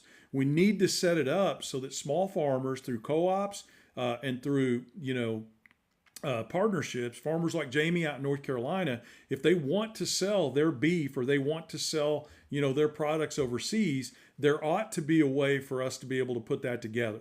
And the fact that all these European countries and many Asian countries have a dedicated trade representative that does nothing more than travel the world to put together trade deals in the area of agriculture, and that we don't have that, is a really big deal. And frankly, I think it needs to be a nonpartisan position, because the problem that we've got right now, and I don't mind saying it, and I can prove it on paper and outside of paper, is we don't have anybody in the Department of Agriculture at a high level right now that really truly understands agriculture. When you have the Secretary of Agriculture go into Iowa and tell farmers not to worry about the $51 billion that they're losing as a result of tariffs in the row crop industry because the administration is going to spend $512 million on ethanol, that tells you all you need to know about their ability to do math in the area of agriculture. Okay? There is no program coming over the horizon that's going to replace these markets. It's going to be a straight up bailout. And the question is going to be, is even if we do a $60 billion bailout, is it going to really save these farmers? Or is it just going to be a pass-through where that money gets dropped in their account and then they got to write a check to their fertilizer provider, their equipment provider, their bank, et cetera, so that it just passes on through to big ag? So to answer your question, no, these markets are not coming back anytime soon. And if we don't get serious, if we don't get really serious about getting out there and negotiating new markets that we can sell all kinds of American agricultural products in, it's going to be too late. It's all going to be siloed. It's all going to be corporate agriculture, except for that, small farm here or there that, can combine together with other people to create their own conglomerates. That's where we're headed. And I've not had a single person, and believe it or not, as much as I like to talk, I can sit down across the table from somebody and keep my mouth shut for long enough for them to make their case. And I've not heard anyone make a case that under this current system that we've got, that we're going to be able to create an environment like that where American agricultural trade comes back without big changes. Mm-hmm. I hope that makes sense, and I hope I didn't bury it in too many words. No, it does, Will. And as much as you like to talk, one of the things that separates you from many other people is you listen as well. And most people who like to talk don't listen as well as they like to talk. So, but the other thing I wanted to say, to add to that is why would any of these people want to come do business with this country right now at all? And they've already made the investment other places, but and not only have we proved good to be faith, right? Big yeah, C, right. Well, that's the thing. Yeah. Well, that's the thing, is that we've already proved to be difficult to work with, and then even when we do put things together, we're not living up to our bargain. We don't live up to our treaties. We don't, and that's been proven since Vietnam. I mean, we continue to do this. So it just, why would you ever do business with this country and with this administration? I have no idea. So I agree. Yeah. Well, Big C, you got any last thoughts for tonight? You want to just dump some wisdom on us? You got any final thoughts? Oh man, I just, I said the last time we talked is that, I just Grayson, it was really awesome listening to you, what you're doing in North Carolina. I really need to get involved in some of my local politics too. I do plan on running for office at some point here in Idaho when my life isn't insane. You probably heard my son come in and scream at me. He tried to come in. To not be insane, you're never going to run. Dude, just get out there and do it. Well, yeah, my kids are 11, 9, and or 11, 8, and 6. That the 6-year-old was one who came in here and scared the heck out of me and scrabbled really loud right when you were talking. I apologize, but anyway, I've got grandkids, but I man. just shock me. But I just can't express enough right now that I know probably everyone on this panel is doing this already, but getting out and protesting and getting out and really doing the things that you're doing, it's great, but right now it's not enough. Is that democracy has to be our side hustle pretty much at all times. You need to be calling your senators, your rep members, yeah, exactly. And it does actually matter. And there are many instances throughout history where the people's voices got loud enough that it actually made change. Yeah. And we have to get out there and we have to keep being loud. We have to keep doing whatever it is we have to do to make this change. And man, may 2026 bring us better luck than 2025. I think it's going to. I think the writing is on the wall, but we've got to stay really focused on these voter repression tactics that they're using, around the country. We've got to really focus on that and not let that happen. Yeah. Happy New Year, everybody. Thank you, man. Hey, I'm really serious about that. If you guys can get a group together, I'm going to be talking, I think, to the state party up there in the next couple of weeks, and I may be coming up there to do a couple of other events. So let's stay in touch, and I'd love to do something out in a good rural area. I would love it too. I do know the rep member here. I don't live in a rural area. I mean, I'm right in the smack dab of Boise, but okay. I do know a rep member here that lives really close to me. And if you're serious about that, I would love to get you guys in touch. I've got family there. Like I said, your voice. Yeah, I'd love to come see your voice and your ability to talk to people and really relate with the kind of people that also live in Idaho as well. I just think old Idaho, a lot of people don't realize this. This is a very Democratic state for a long time. And it's the religion and a few other things have really changed that. But you talk to the old Idahoans here, they're appalled with what's happening. Yeah. And, even though we're the reddest state in the union, they're still appalled, and as many are. So I would love, if you're serious about that, I'm going to DM you. When are you going to be up in this area? I've got cousins that live up there. One of them owned like one of the largest, window installation businesses for like 40 years up there. Really well. Oh yeah, you told me about this. Yeah. So just absolutely, if you can find somebody up there that would be willing to help, sponsor, and it's not much. Yeah. Listen, all I need is a plane ticket and a hotel, and I'll be there. I'd love to come. Beautiful part of the country. I'll pay for the plane ticket. To be delivered there. So yeah, I'll pay for those both out of my own pocket to get you to come. No, don't do that. I appreciate it, Big C. No, I will. I'll DM you, Will. And okay. I'll and we can get some dates together. Do me a favor. Instead of doing that, because I'm up to over 1,000 messages a day now. Just email me at the Back40 Family. Hold on 1 second. Okay. We can put it in the notes too. Steph and Jill know where I'm going, but just the Back40 Family, all spelled out, no numbers.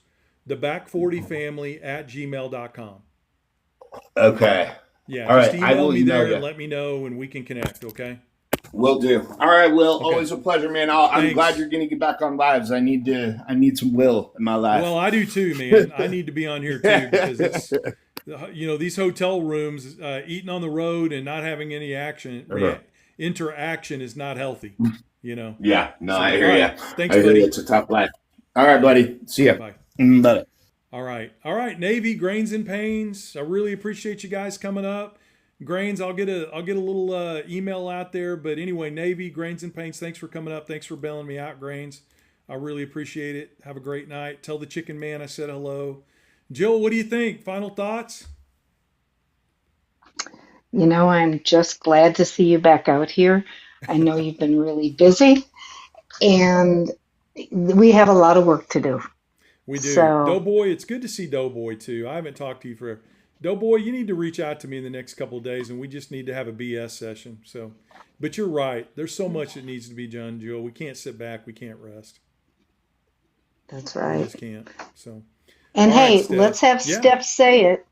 There Steph, you go. That's what where I was is? going next. Go ahead. Do it. Say it. Joy is an act of resistance. Yes. There you go. But I wanted to say two other things. Yes. I Say it. wanted to say we need to find out what the last day is to sign up to run for any open seats coming up in the midterms, because we need we need 0 Republicans running unopposed. We need a Democrat in every race, everywhere, because too often we let them run unopposed, and it's just not right. So there's that. And then I also wanted to say, we as a country, we need to stop allowing foreign ownership of farmland. And that's all, Yeah. because Joy's an act of resistance.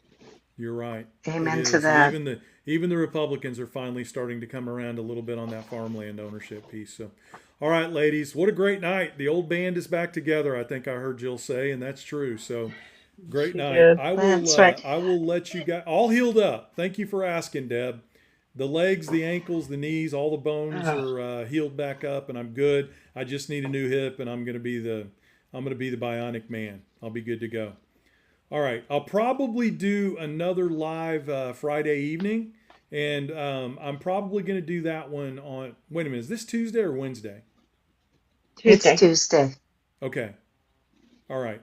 Either tomorrow or Friday, I'm going to try to do one on YouTube, but I'll announce it. I'll do a video during the day to let you guys know, and I'll try to alternate back and forth if I can. Just remember tomorrow's New Year's Eve. Well, Oh, yeah. I always forget that you guys have a life. I don't. So. No, I just have a schedule in front of me, and I'm trying to block some of that out. I do want to also say, for everybody that's in here tonight, we did get to about 210 people. No matter how busy Will has been over these last couple of months, Steph and I have been right there talking to him and rooting for him and trying to keep track of what is going on. And the number one thing that Will has done is always said how important this community is. So please, if that you came in tonight, it's great. Now that things are at a silent roar for Will, we want to continue to hear what's going on out in the community for everyone else, because together we can make a difference. Individually, we're going to have a much harder lift. So thank you for coming back in, and we had keep coming. 8,000 people come through tonight. I'm looking at the overall total number for the live, and we had that's 8,000 fabulous. people come through. So that's awesome. Yeah. Yeah, you got it. All right, Jill, Steph, thank you. I'll get a video out and let you guys know when I'm going to come on again. But it was sure was good to talk to you today, and great to see you. And thanks for the updates, Jill. I think it was important that we got that out on the record. Thank you. Have a good night. Guys. Thanks, Steph. Everybody have a good See night. y'all. Good night. See you guys. All right, I'll see you guys. Bye-bye. Bye. Bye.